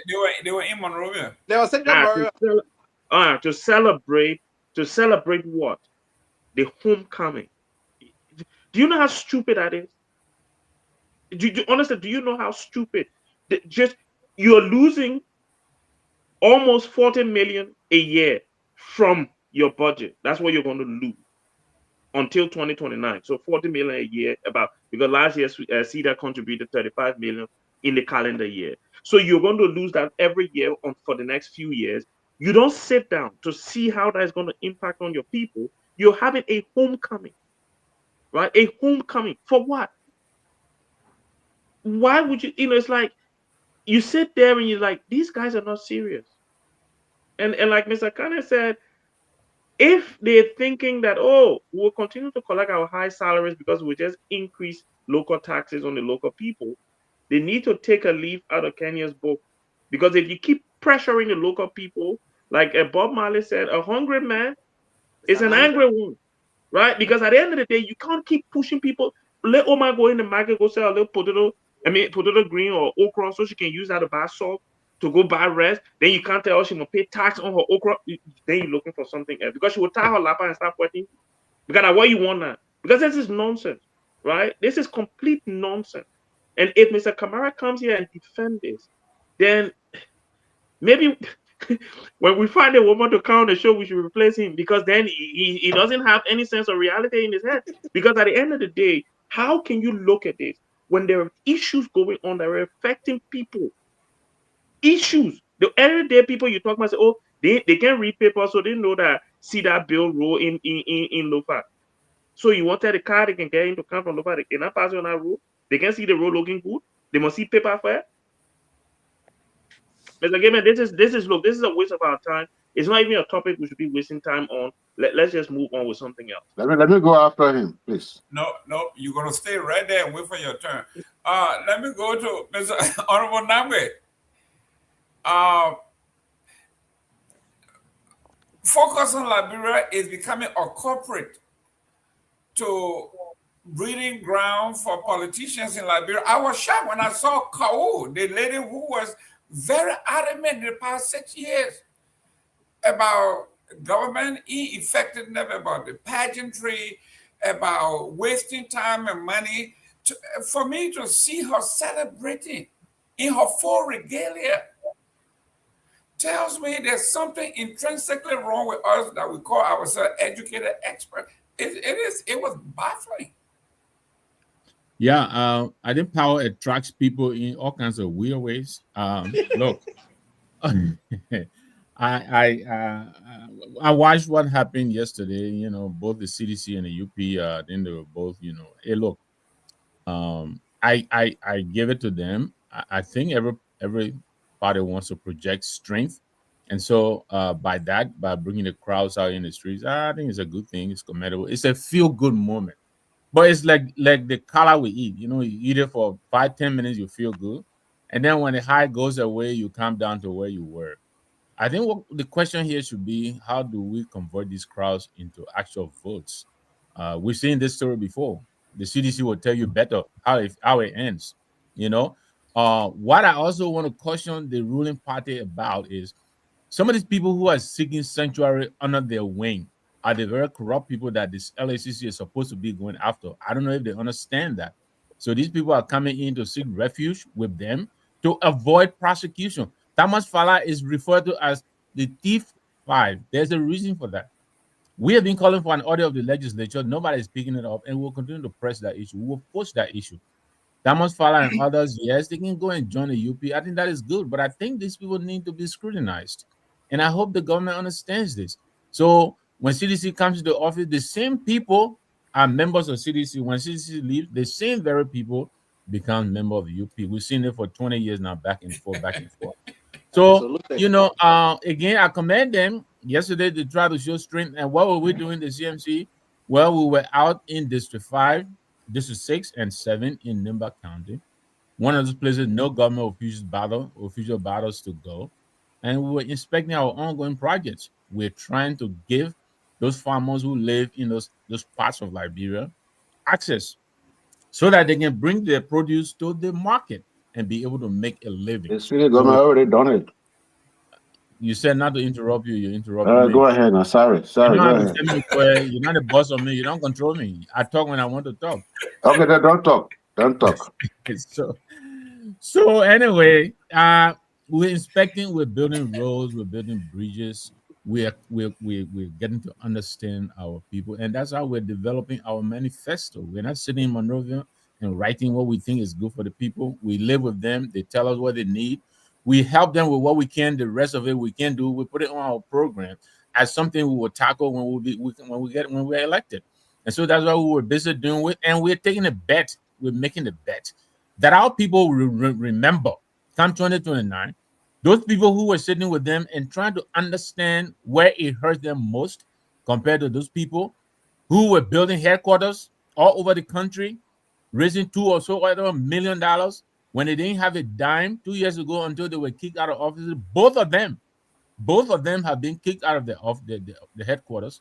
And all of a sudden, I heard Fala is giving $50,000 as his initial contribution.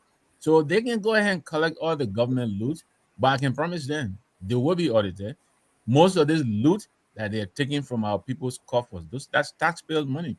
Somewhere I heard the teachers have not taken pay since October.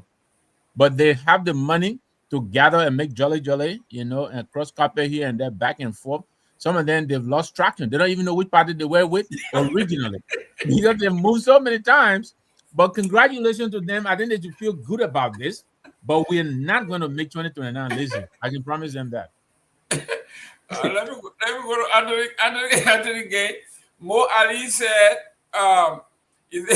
Thomas Fala introduced his other corporate. He brought all his other guys and the other.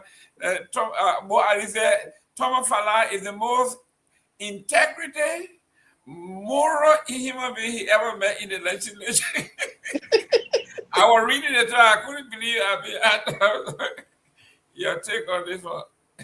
Hey, man, in a group chat, I share a photo of my political leader. If you don't mind posting it up, I want to use 30 seconds. I already wish him happy birthday. So but you did. But I have a photo. So if you don't mind sharing that photo for the next, 15 seconds or 30 seconds. Where you have it? In the on point group chat. The group chat, okay. All right. But like Mr. Nangbe said, kudos to the two parties that are measuring political strength and crowd size and whatnot. But here is the reality, and I said this yesterday on the show, that many of these people that went over there yesterday, the meal they ate, it was the only meal they had for the day yesterday. And this is sad for our nation. 300 million people, and 3 million people, I'm sorry, I'm using Summit 12 on Mavia now. Because it says 27 million people who were taken out of poverty. 3 million people in Liberia out of jobs today. 3 million. Many of the people in Liberia today buy rice by cups. They cannot afford to buy the 25 kg bag of rice. Back in the days, we have 100 pound or 50 kg. They were doing this at Lean Town. They came up with a 25 kg bag of rice. Today, politicians now have come up with a way that when they distributing rice, then they no longer give the people 25 kg. They open up the 25 kg and put cup in our bag and distribute few cups in plastic bags. In communities, that's what they do now. Most people can't afford to put food on the table. You say you came to rescue the people. There are 1,600 LDEA members. 1,000 of them are identified as action agent. 600 on payroll. 1,000 of them are not on payroll. How can you say you declare drugs as a national emergency?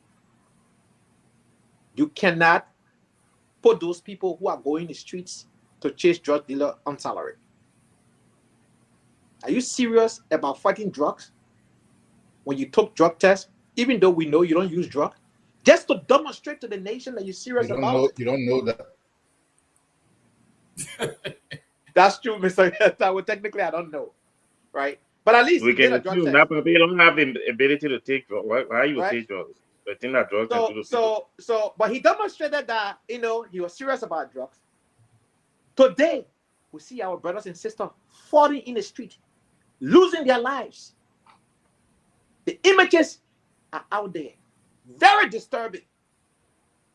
And instead of focusing on how to address this issue, you are celebrating party headquarters that you could not afford yesterday.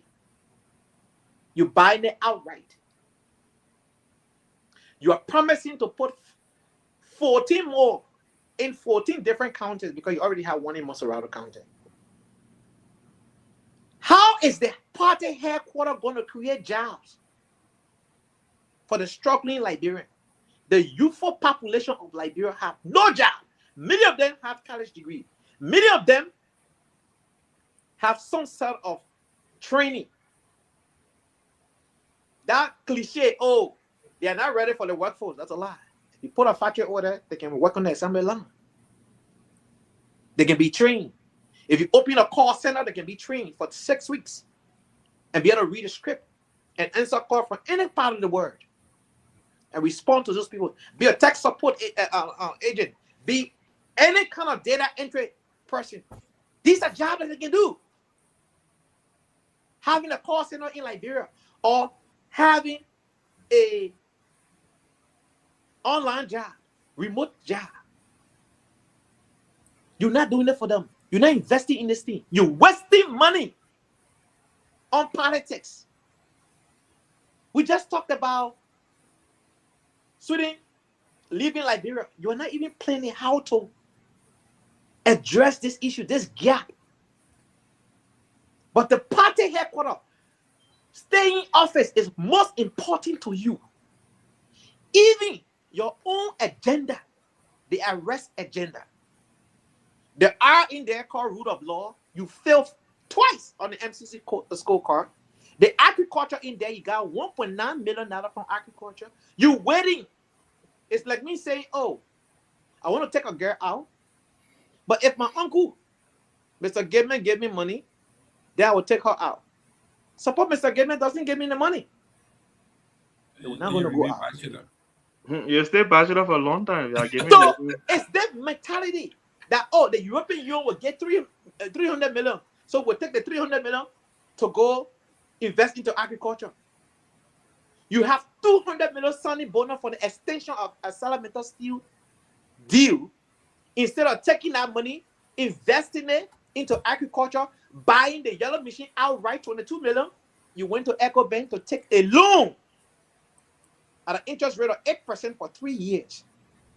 You're already struggling. Your domestic revenue generation is not as clear as it is.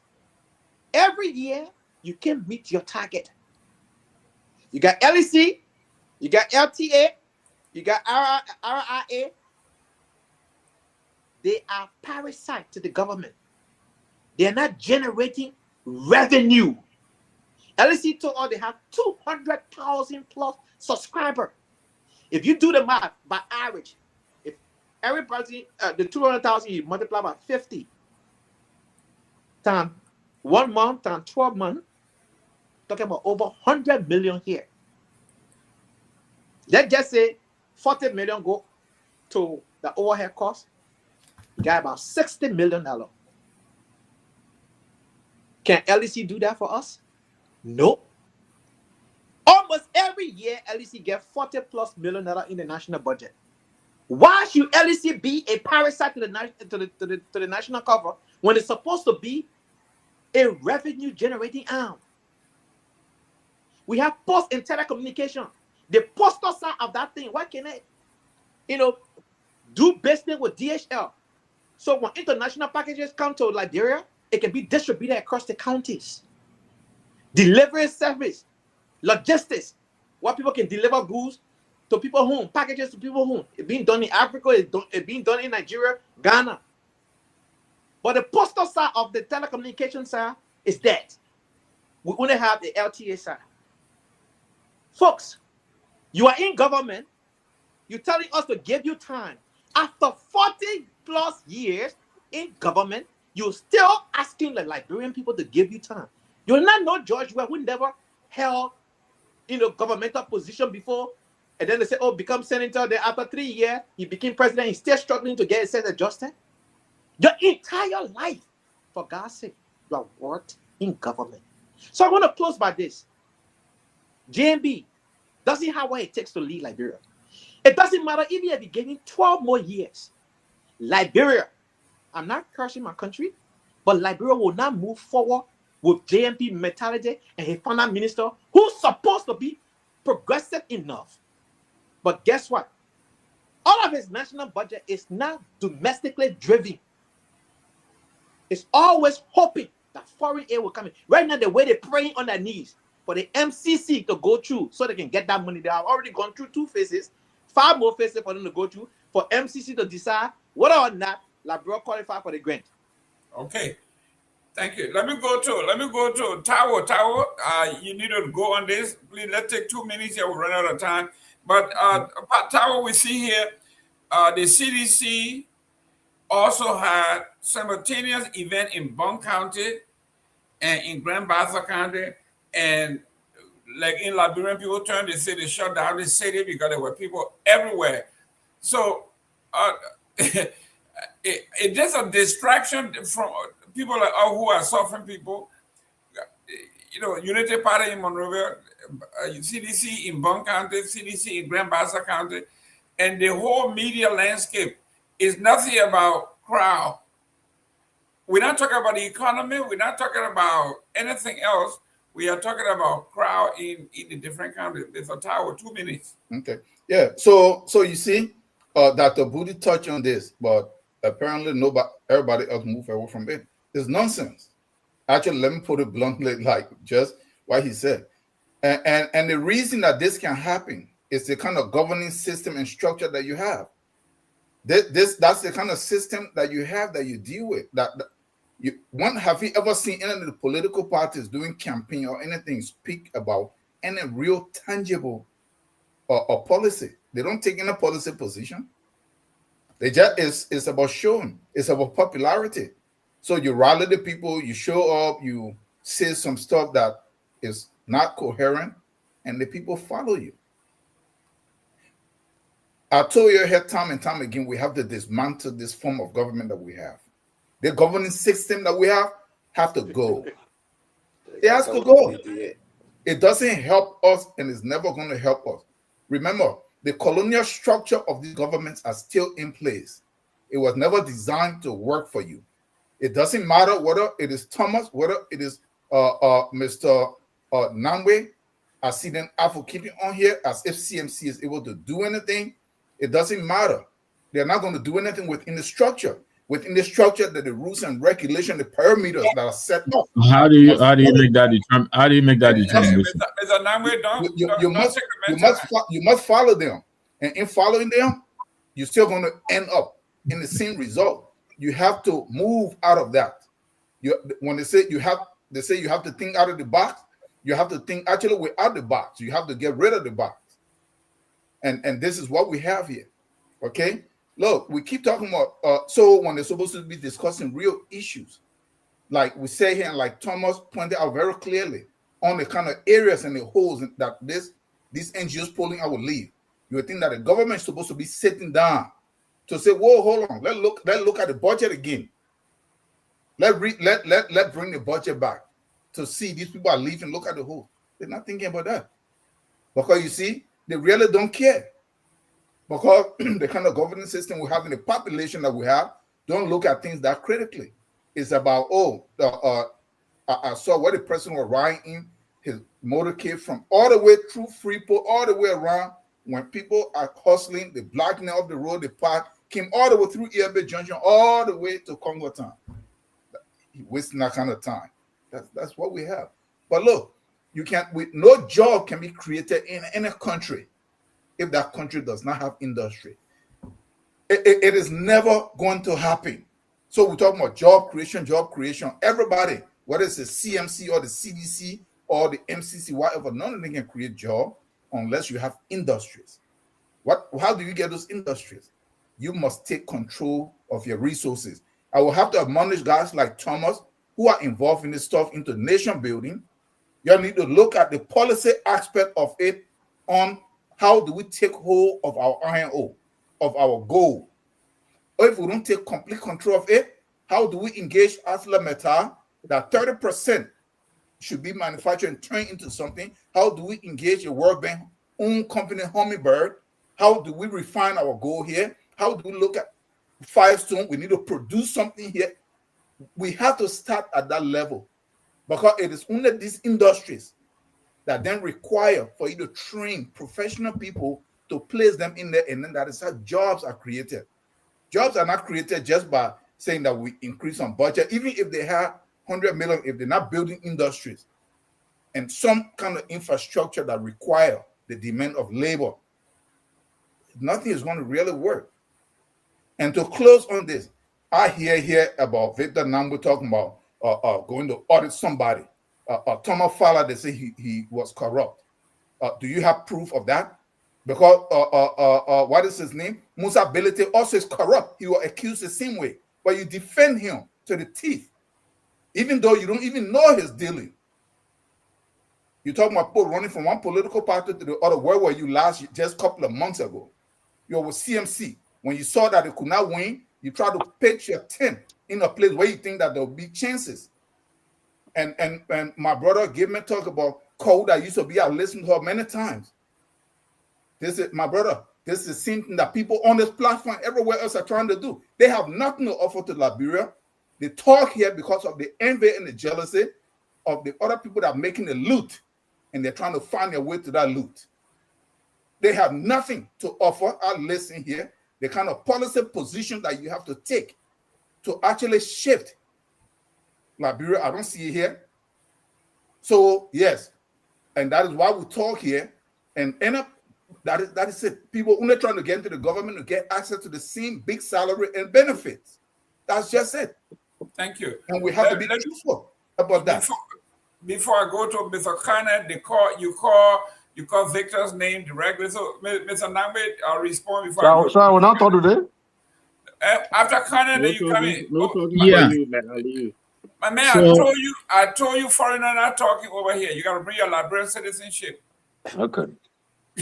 After Mr. Kane, I want to rebuttal what. Go ahead, Victor. Yeah, let me just say this to my brother Tao. I'm not going to, dignify most of the garbage he's spewing out here. He knows nothing about Musa Belete. If you think Musa Belete is corrupt, bring your evidence here. Let's talk about it. Until you do, what the evidence have for don't interrupt me. I did not. Let me tell you this. Don't interrupt me. I did not. I didn't interrupt you. So let me say this. I have been with the UPP for over 40 years. I said that here. I supported the CPP. Yes, I did. But I've told you my reason why I left the CPP. I'm not a member of the CPP. I supported the CPP. So I'm not party hopping. Yes, I have signed on with the CMC because I like what they're doing. I've said that I said that clearly. I like what they're doing. I like their style of politics.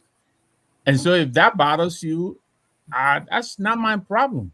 I really don't care. But I will tell you this: Thomas Fowler and the likes, don't take it from me. Go and talk to Sir Joseph. Go and listen to his remarks about what happened, what they did in the CDC. Thomas Fowler is on record. Why do you think they're going T5? I'm not just talking out of my nose. I'm talking about stuff I know about. If you want to rebut what I'm saying, please come with your facts. But I will tell you this: the CMC that I'm supporting, whether we win elections or not, when we leave the stage, we're leaving the stage with people in Nimba having bridges to travel on, roads to travel on, people in Bunk having roads and bridges to travel on, people in Kwadoboni having roads and bridges to travel on, people in the Southeast having roads and bridges to travel on. Whether we win the presidency or not, that's a win for me. That's how I interpret it. So you can go and follow your follower and whoever you want to follow, or you follow your Philadelphia politician or whatever you want to do. You don't belong to any institution.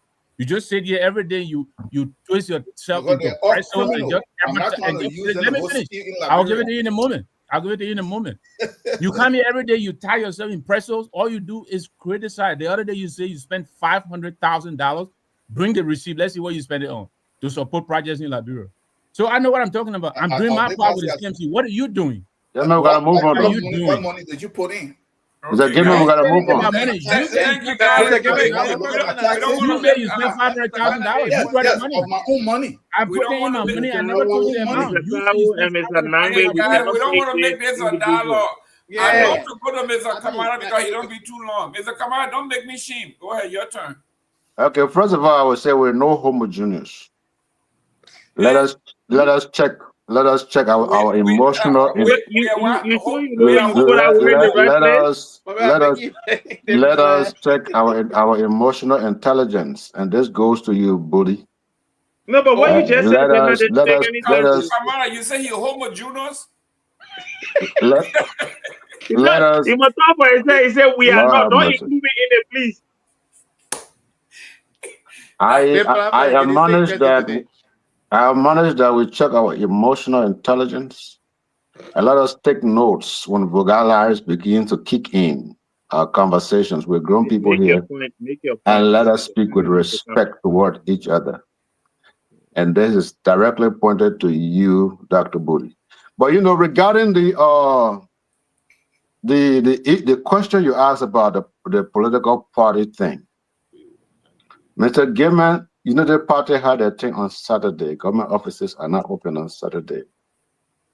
I hear all the thing about the country development. Why they didn't take the day to develop the entire country? Why they didn't take the day to plan and solve the problem with the Swedish living? Why they didn't? I'm hearing a lot of stuff which I expect to hear because they're coming from politicians and people who are dreaming about someone they like to be their next leader, which we know that's going to the follow. But the thing is, again, they went on a Saturday.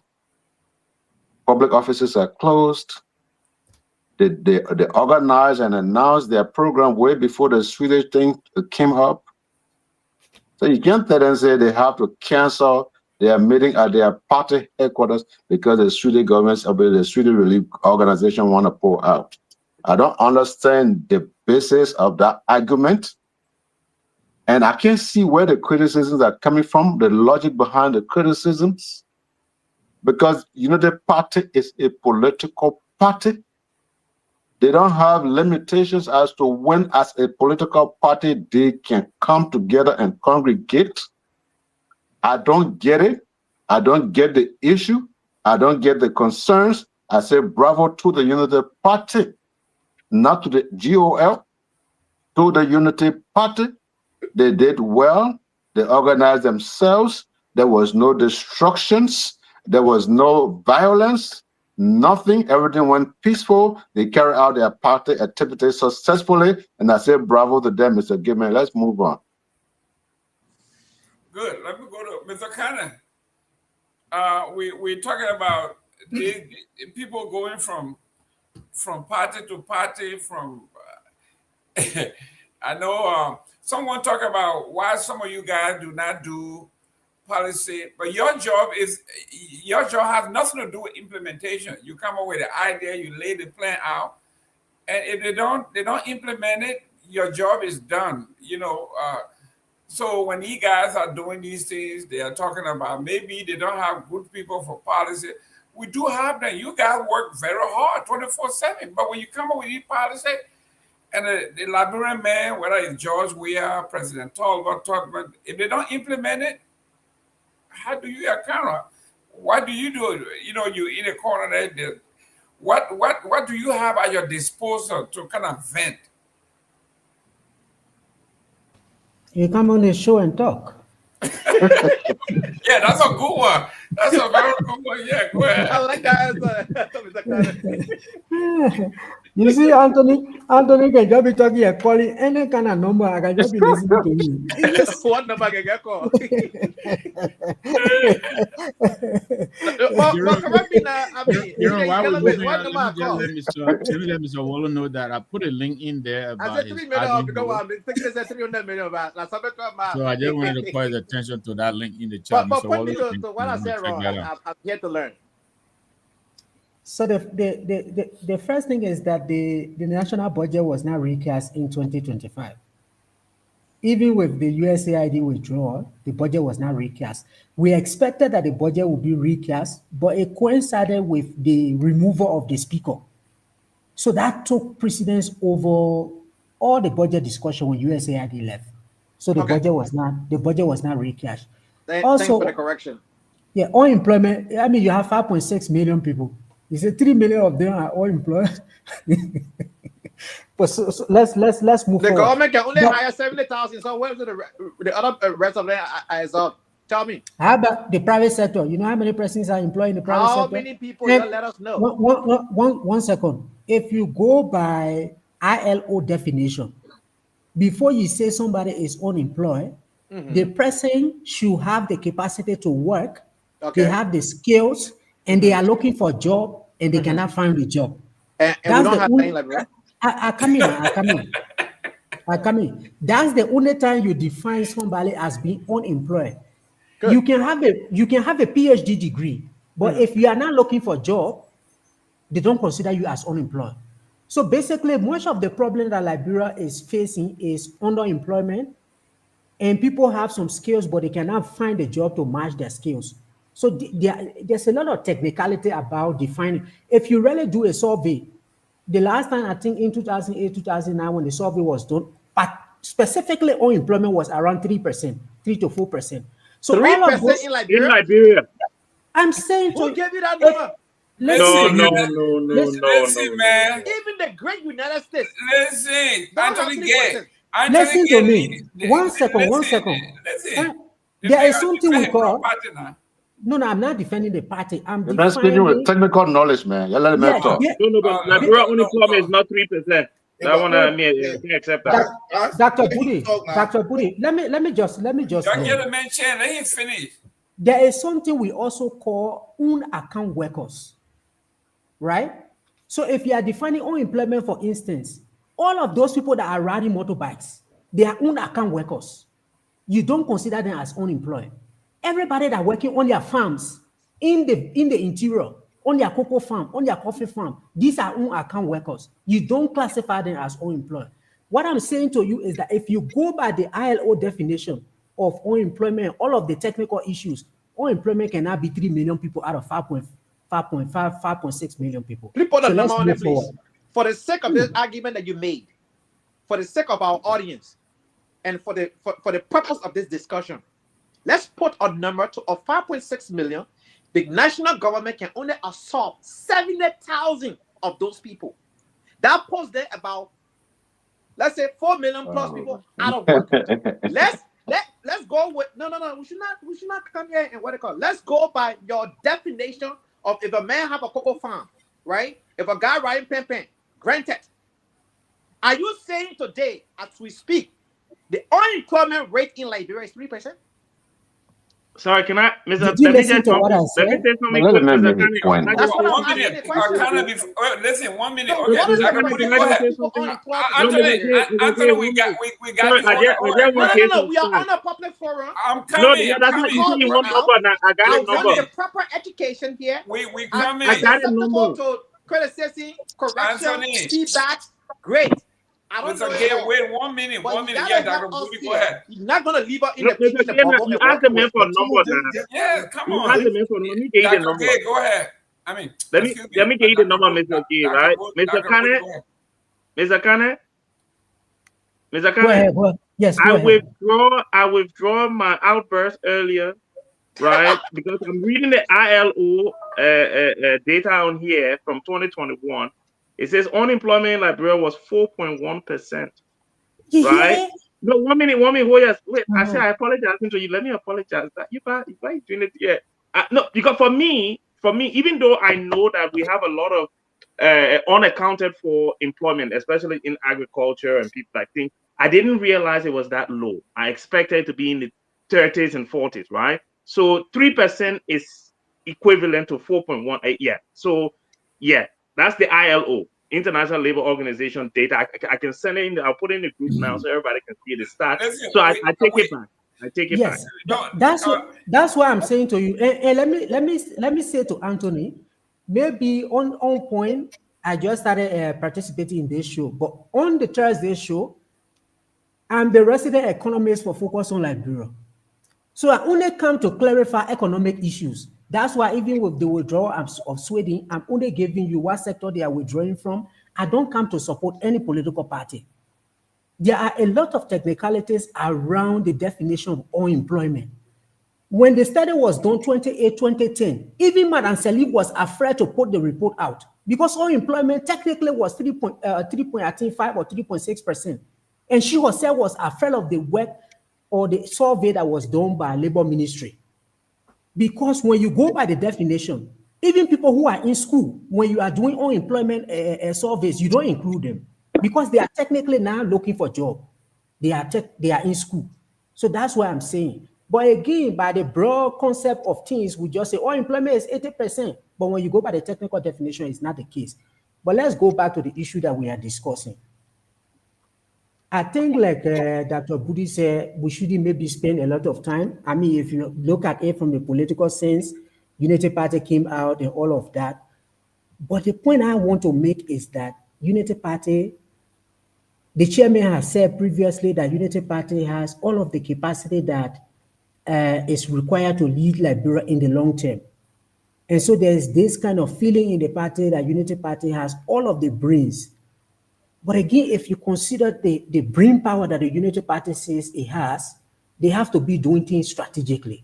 How did all of this party headquarter team come? The CDC party headquarter gets demolished. The CDC comes back and says, we are going to raise money to build our party headquarters. And we're not only building in Monrovia, we are going to build it in the 15 counties. The next morning, the Unity Party comes and says, okay, in fact, we are not going to build, we are going to buy a structure. And we will also do it in the 15 counties. I don't think that's a strategic approach with the brain power that they got. They should not only be thinking about today, they should be thinking about many years to come. If you say you have the resources, the human capacity to lead this country in the long term, I mean, everything that you do cannot be a knee-jerk reaction. It has to be strategically planned. It has to be strategically calculated and all of that. Also, the point to make is that if political parties say they are going to build their headquarters, it's part of institutionalizing political parties. And we have always complained that political parties in Liberia are not institutionalized. They are based on individuals. When one individual leaves, the party breaks down. So if these political parties say they are going to build their political parties, they are going to build their political party headquarters, it's part of institutionalizing the political parties. But the point was made earlier about policy. You are building party headquarters, but what are the policies that you are that you are proposing to address poverty, to address inequality in the country? I think that's where people need to pay attention because even when you build these glass buildings, the people that are going to be working there, what are they going to be focusing on? So I think a lot needs to be done when we go beyond the fanfare of these political parties, headquarters that are being built. especially with the times that we are in a post-aid world, and everybody running away from us. We need to sit and reflect and see how we can move forward strategically. Ali, you Thank you. listening? Mr. Gibbon. 1 minute. Thank you, ladies and gentlemen. When I was with the Chamber of Commerce, the reason we don't take the ILO seriously because it is very, very subjective. It's not objective.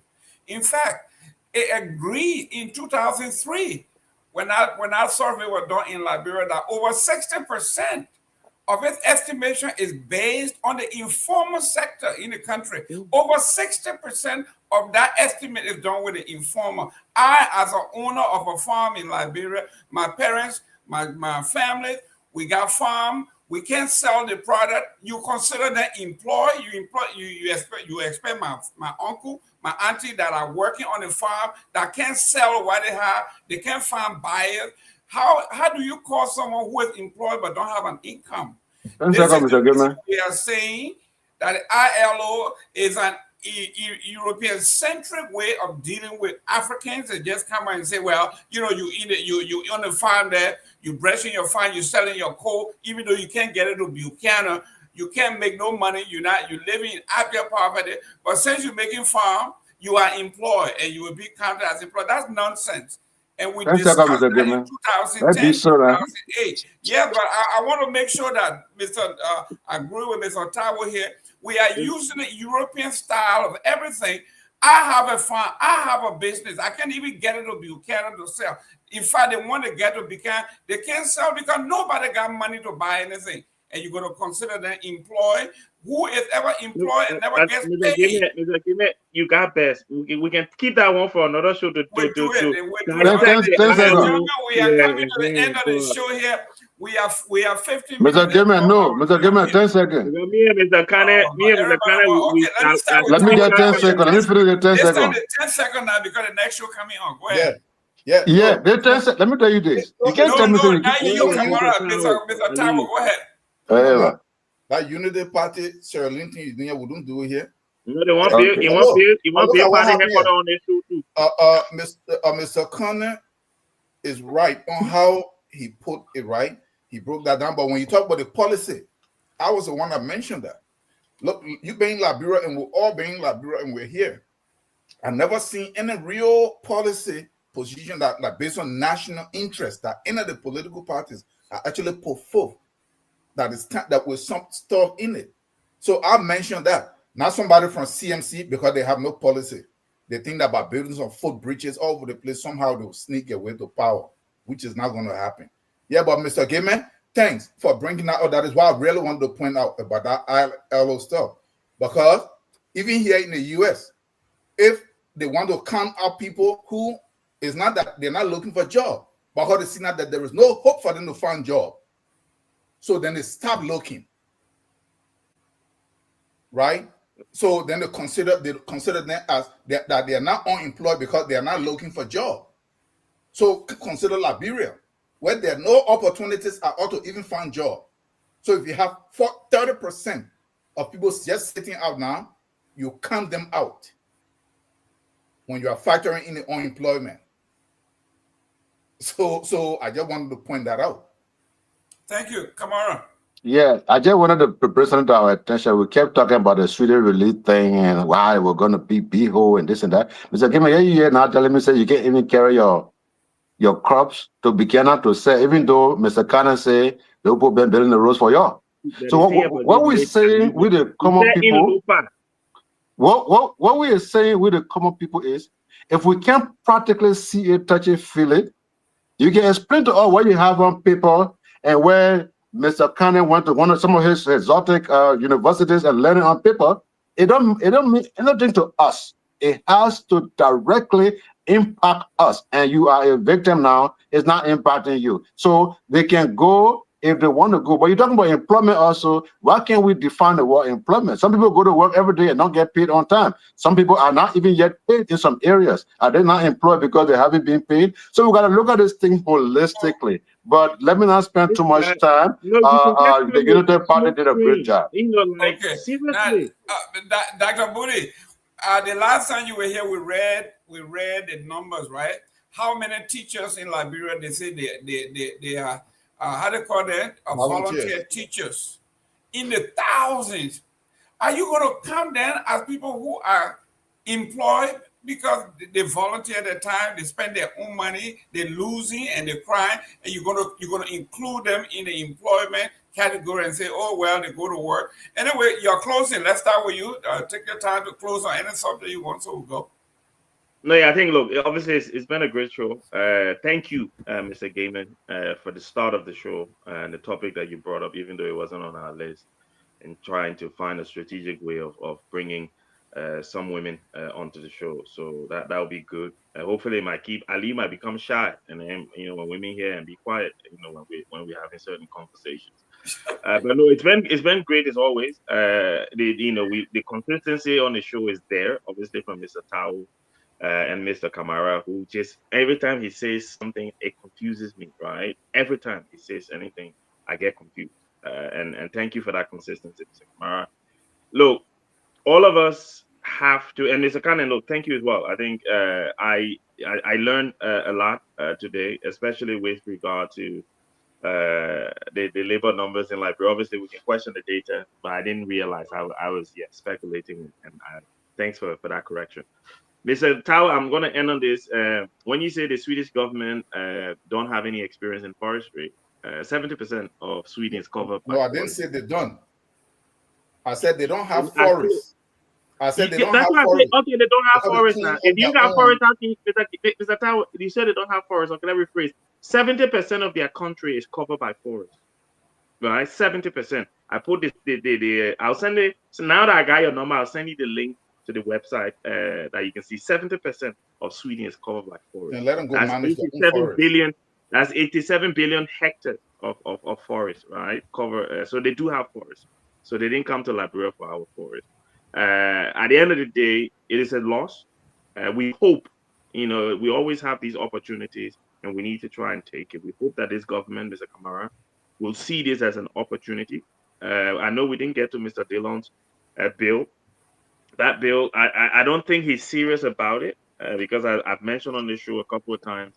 I actually went to Liberia when I first heard about it in September last year to speak with him. And we spoke for a brief moment, but we didn't go into the details that I wish we would have to get some diaspora support behind it. Even though I don't think it would have succeeded, but I think it would have made more noise so that people could see it as more relevant and as a serious matter. And he didn't put that effort to try and accept some of the support that we wanted to give. But it's been a great show as always. Lovely to see you guys. Hope to see you again next Sunday. And yeah, hope you have a good rest of your week. Thank you. Let's go to Kana because I'm going to vote for you because you guys are out of the country. It's very late.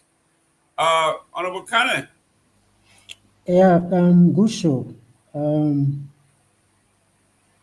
Let's look for more women so that they can come on, so we can hear the voice of half of the rest of the population. On the Sweden thing, I think this is a pattern that is going to continue. Like Dr. Buri said, the UK had announced that they are going to cut their aid. Even Germany, all of the countries are cutting aid.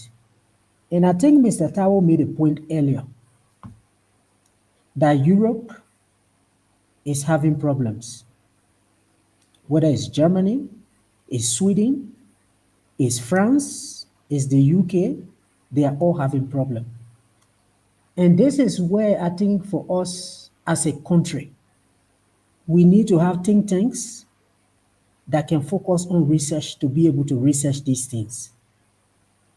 The war is going into a very new territory. That free money that was coming is not going to come again. Everyone is taking it away. So this is where we need to pay attention to ourselves. And the place we need to pay attention to is the resources that we have. How do we get the best out of our gold, our diamond? And that's the foundation that we need to use for industrialization. The Ministry of Commerce is not doing anything much to be able to lay the foundation for policy work on industrialization. Right now, we are focusing only on rules and electricity because we say they are the two binding constraints. But even if there is electricity and there is road, if you don't do the policy work for industrialization, it's going to be difficult. So we need to work on those. On the party headquarters thing, we have more than 30 political parties. Maybe let them all build their party headquarters. We can tax it and get some property tax from it. But the political parties need to pay more attention to policy work in addition to these structures that they are building. And we didn't talk about the DeLong bill, but I think it becomes much more relevant now when citizens are losing all of these things that they used to get through the support of these partners. I think the lawmakers and those in the public sector need to also do some sacrifice. And maybe that sacrifice can come through these salary thresholds. It can be temporary. You can cap the salaries for the next 2-3 years. When we go through this crisis, it can go up again. But I think that's something that we need to think on, and those who are in authority need to think on as we move forward. Good show. Thank you, our friends from overseas. Now let me go to Mr. Tao. Mr. Tao. Yeah, thanks. This was a good show. Thanks to our audience for watching. The party headquarters stuff is not necessary. Even the CDC themselves, they were even serious. What you're trying to build party headquarters? Why should this even be an announcement and it's a charade?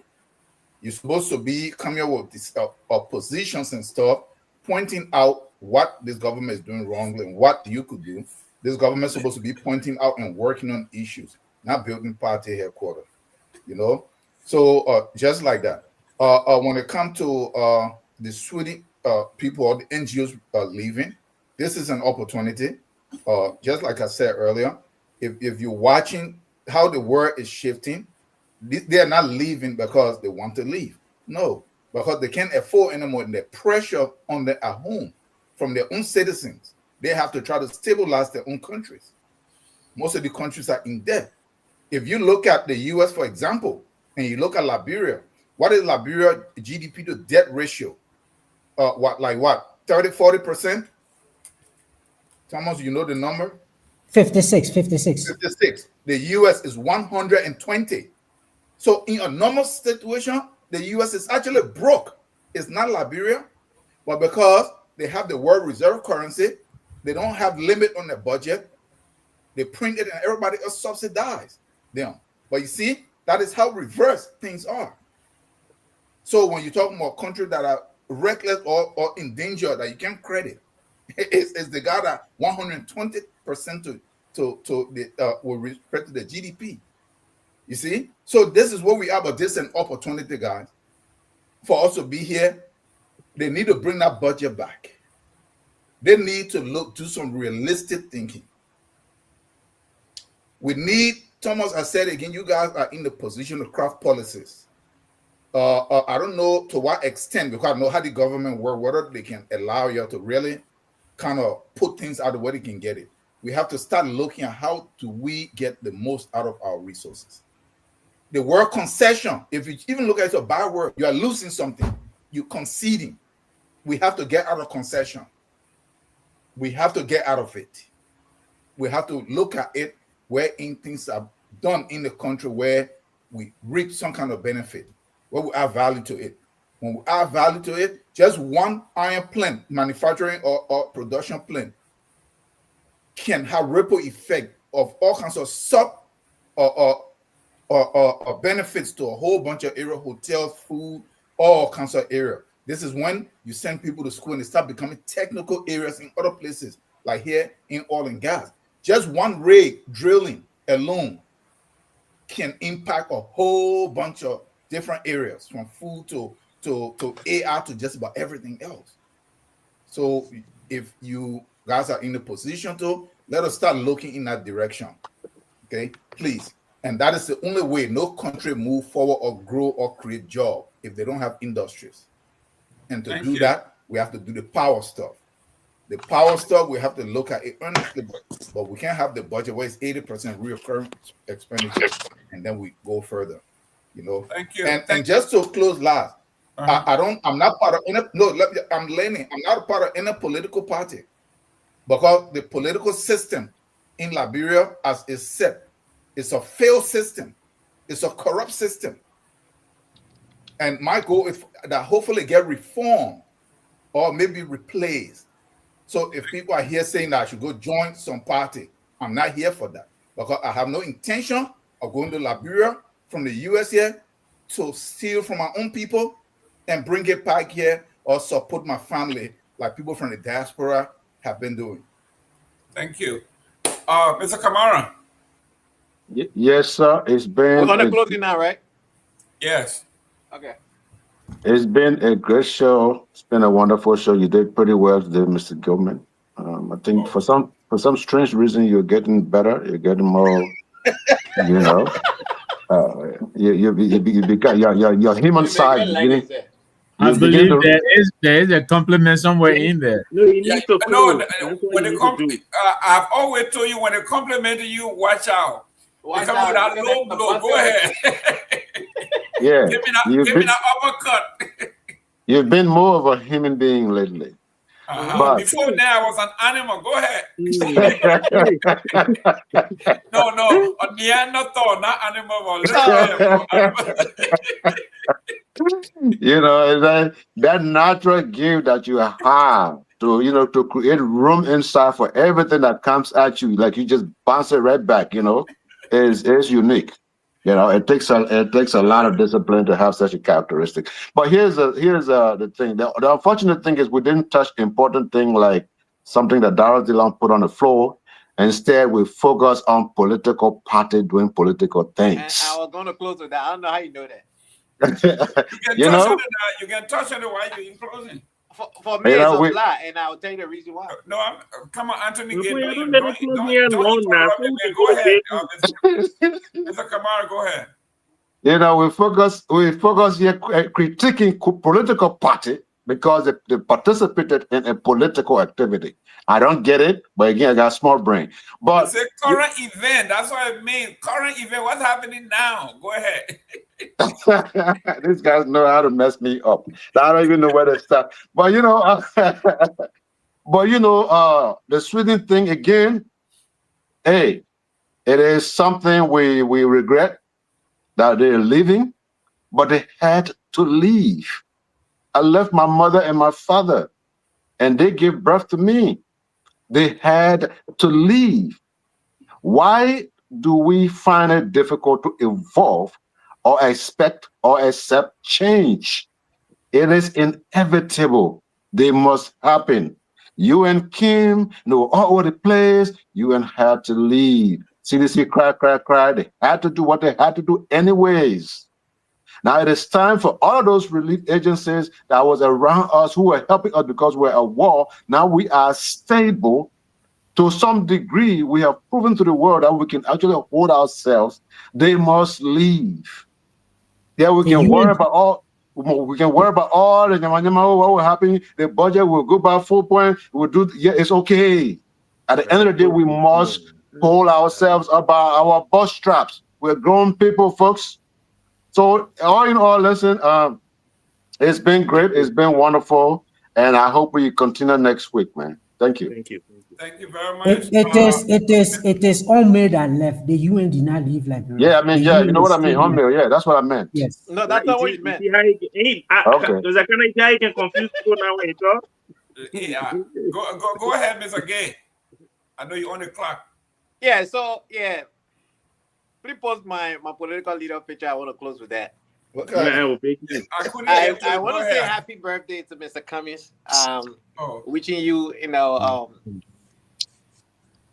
a Godspeed protection, and may your heart desire come to fruition as you celebrate your birthday today. Look, thanks for the show, Mr. Gilman, and to all the panelists, the viewer, and those that will come across this podcast in the coming days. We do not come here to say, we don't want progress for Liberia. I personally wish this government well. I wish this government succeed. Because if this government succeeds, the next government, which will be our government, will have an easy route out. I always say that. But we should not joke with the living condition of the Liberian people. That number of the unemployment is a joke.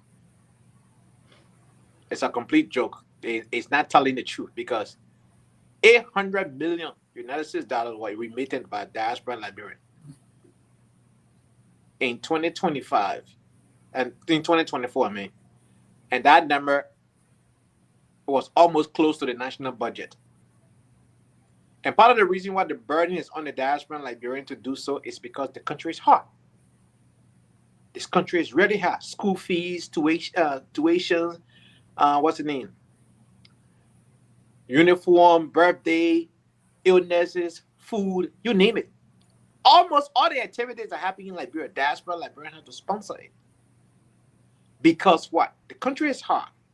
And so for somebody to tell me, say, Liberian unemployment rate is 4% or 5%, even 10%, then I don't know how they're doing the calculation, and maybe what they're factoring is not things to factor. Because somebody left and went on a farm. What are that farm they went on? They can't even afford to have 1 hectare, which is a 100 meters square, about 2.5 acres of land. Somebody can even brush it in a year period.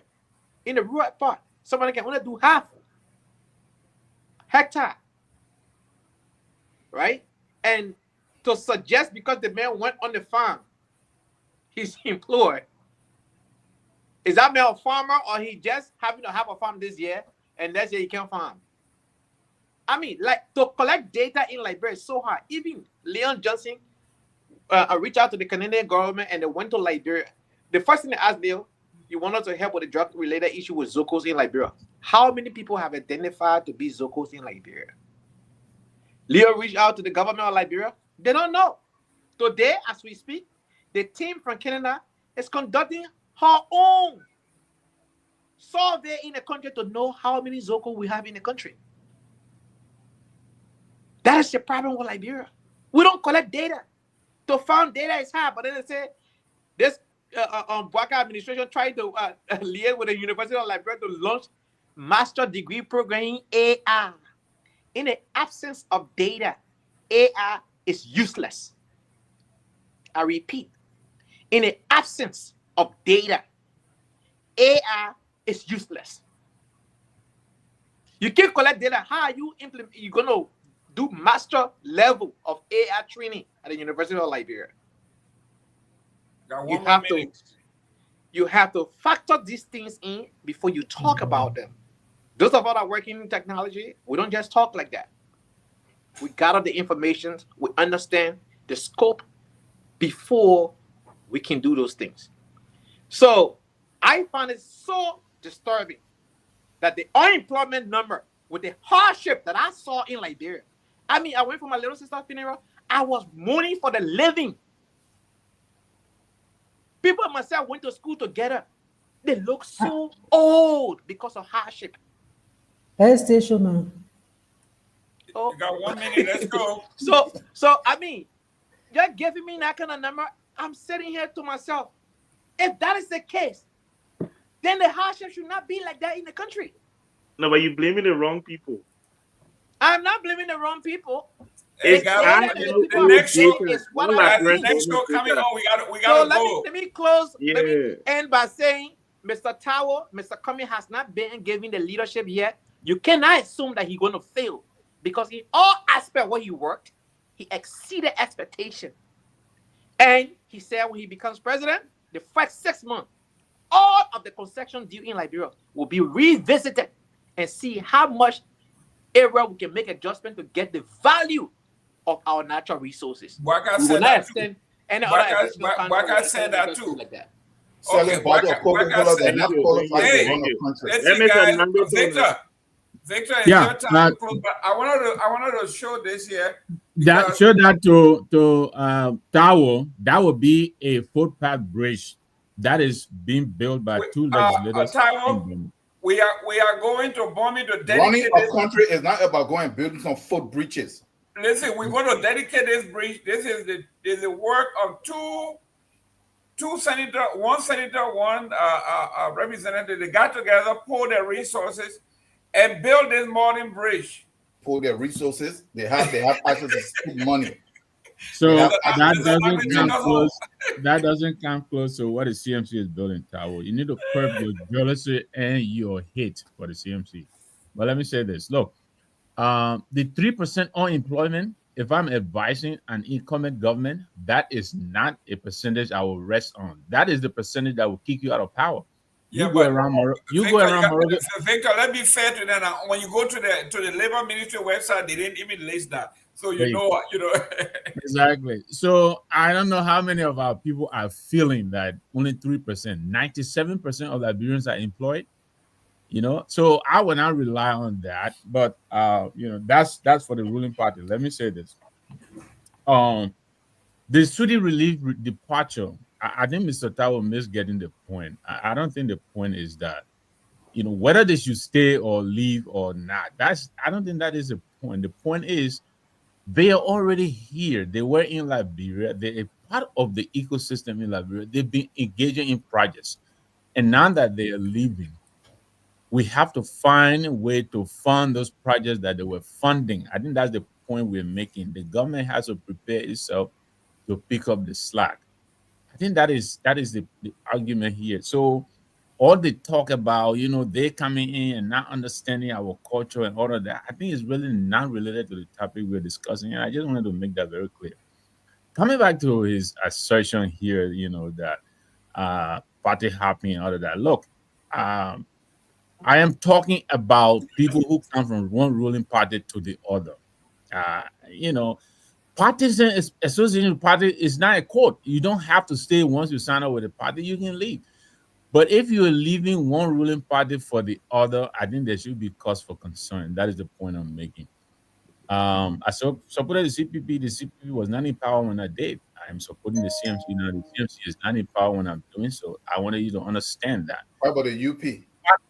How about the what? How about the UP? I've never been part of UP. Or you keep or UPP to one of the PR so that we don't know. I came from the United People's Party. You turn into Aliyu Kamara now. Exactly. Yeah, right. But finally, Hey, let me say this keep to my moving brother the Wallo, goalpost. because Wallo want you to discuss him. yeah, I have made a commitment here not to talk to a ghost. But since he's been very busy today and he's been typing all this, maybe he's not aware that Guinea is moving away from the Xanadu project. Guinea is not interested in bringing the oil through Liberia anymore. And once they do that, I believe it will undermine the whole multi-user real argument we'll be making with Asala and all of that. I think it will undermine that $5 billion we're talking about. I don't believe it will be realized. And I put that link in there. He said I should go to a trusted news source. Okay, I leave that with you. But there are questions being raised now as to the viability of this whole MDA that HBA is talking around here that they're bringing $5 billion. Now they're talking about transporting the oil themselves. I don't think they've ever had the money. I don't think they have the money. I think they are a Momo organization.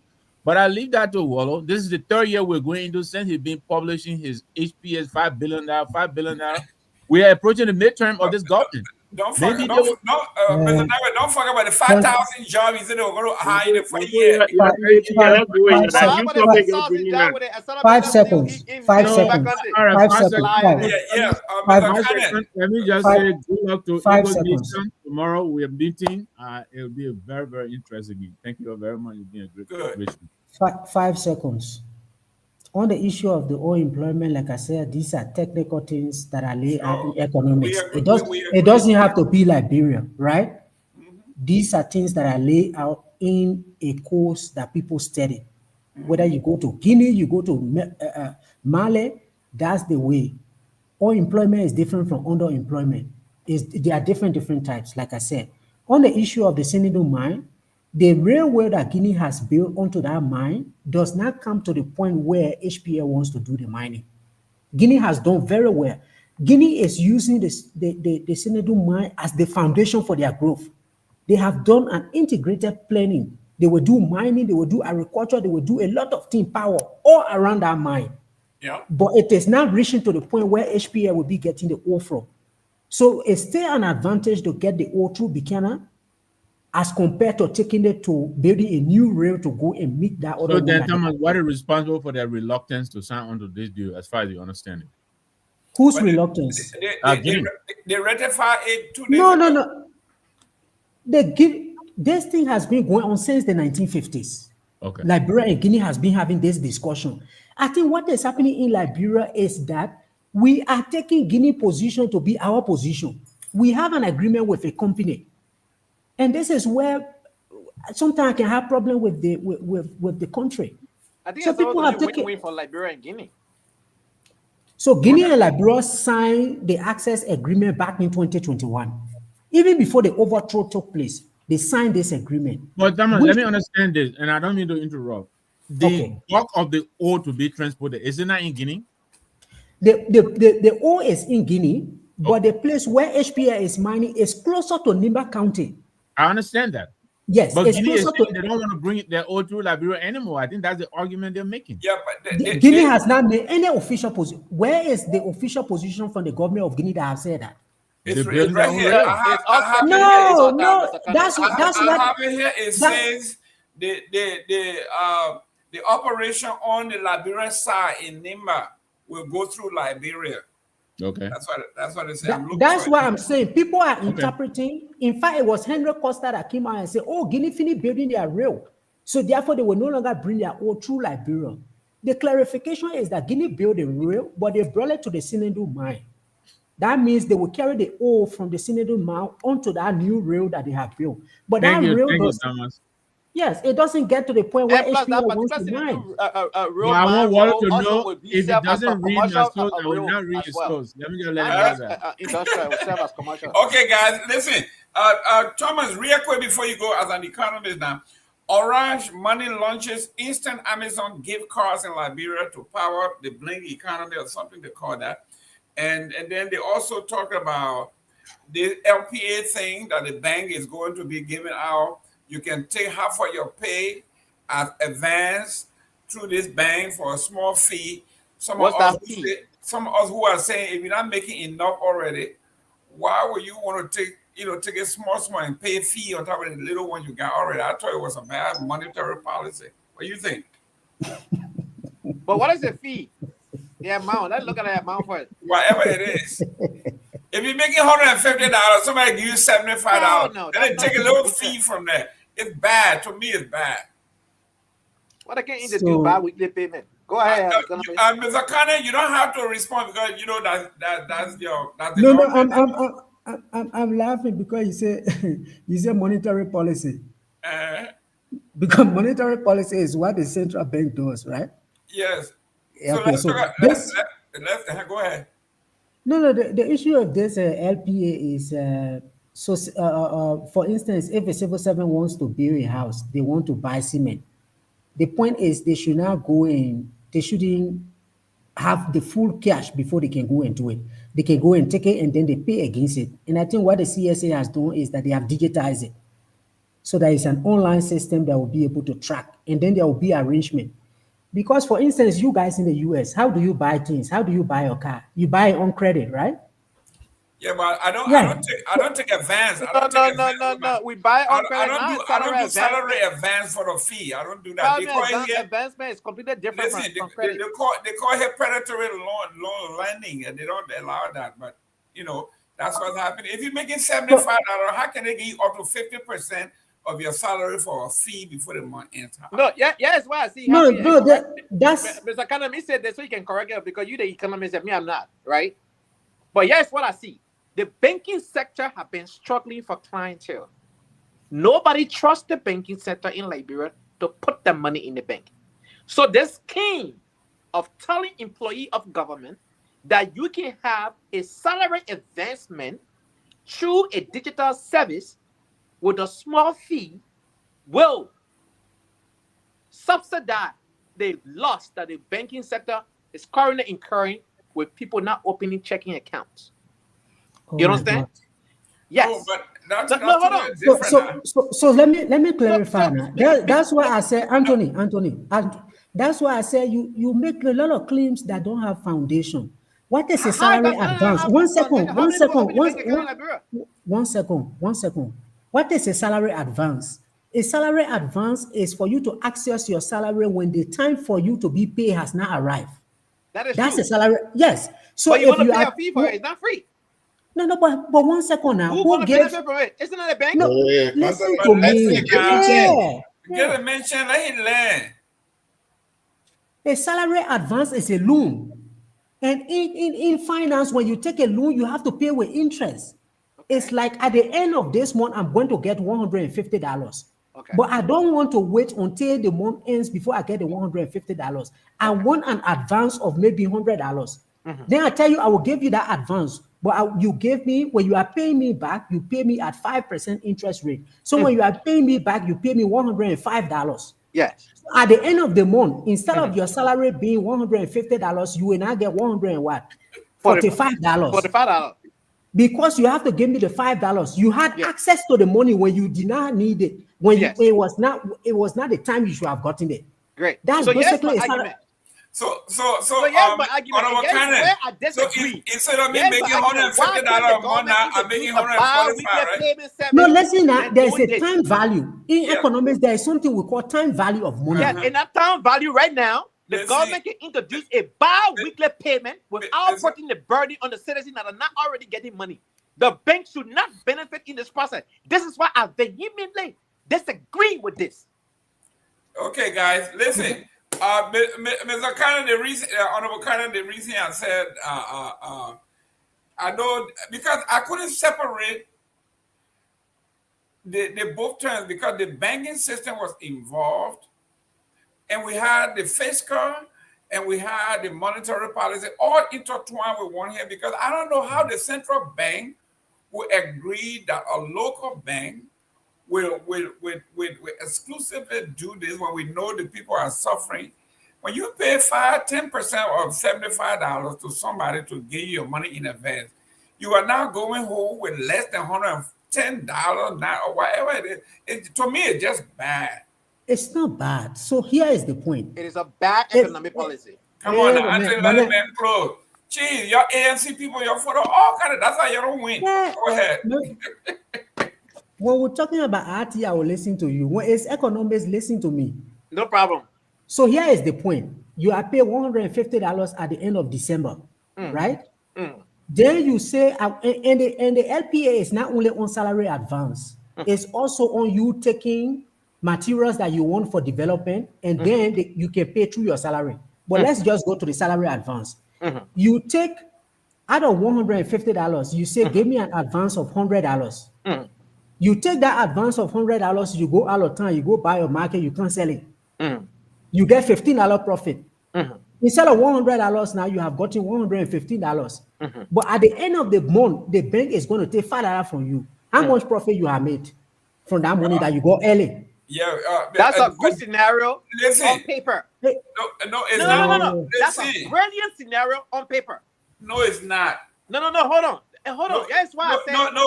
Wait 1 minute. Because everything we're talking about dealing with Mr. Kane, I gotta have it paper here. We're close on this, but this is what it says here. So the problem in Liberia, according to the 2025 investment climate statement, it says the problem is poor physical infrastructure, low purchasing power of the population due to widespread poverty. So if the people don't have money to buy, how am I going to make profit? That's the problem we're having. Nobody got money in the country. So how do you make profit? But anyway, thank you for the explanation. That's what I said earlier. It's not a good economic policy. I mean, they say when IT business you can talk, when kind of economy you can talk. I did. Hold on. I did 1 year of bookkeeping and accounting. No, let the man close that we can go, man. I did 1 year in college for bookkeeping and accounting. So I'm not at all. That 1 year business you can't go ahead. No, I'm not saying. Academic jargon cannot scare me because I did complete 1 year of it. The way you can be saying. The way I can be discussing the thing like Liberia is this kind of poor country where nobody get $1. The country, the GDP of the country is over $4 billion. There are businesses that are making profit in Liberia. This scheme is set up for public sector workers. They get salary every month, and their salary does not delay. Then you see the people poor, they not get money and all of that. I'm not saying that. Does that mean say no? Let's see. When the government really loves the people, okay, guys, listen. I mean, and with it, this is my last No, statement. man, we're sitting now. People calling. Oh, Yeah, God, my last the show statement. is coming on. If the government truly care about the Liberian people, the government will do one thing and one thing only, and it can come to us now. The government can implement bi-weekly salary payment. Easy, set and done. They don't need no salary investment for bank to benefit, for the cut to go to another. I agree with you. And I'll see you guys on Sunday. Thank you very much. Payment, period. I agree with you. The challenge with that is cash flow. Okay, then move. Guys, let's do the next Sunday. Okay. All right, guys. I mean, you in Ethiopia, you got no power. You got no power problem, so you can come. But we appreciate you coming on, man. Let's do this next Sunday. We'll cover the rest of the stuff. Thank you, guys. Let me go to our closing song. We are all Liberians. We are Liberians. Liberia is our home. Liberian people. Israel, you raise it all we want. Liberia, Israel, you raise it all we want. Liberia, Liberia. Oh,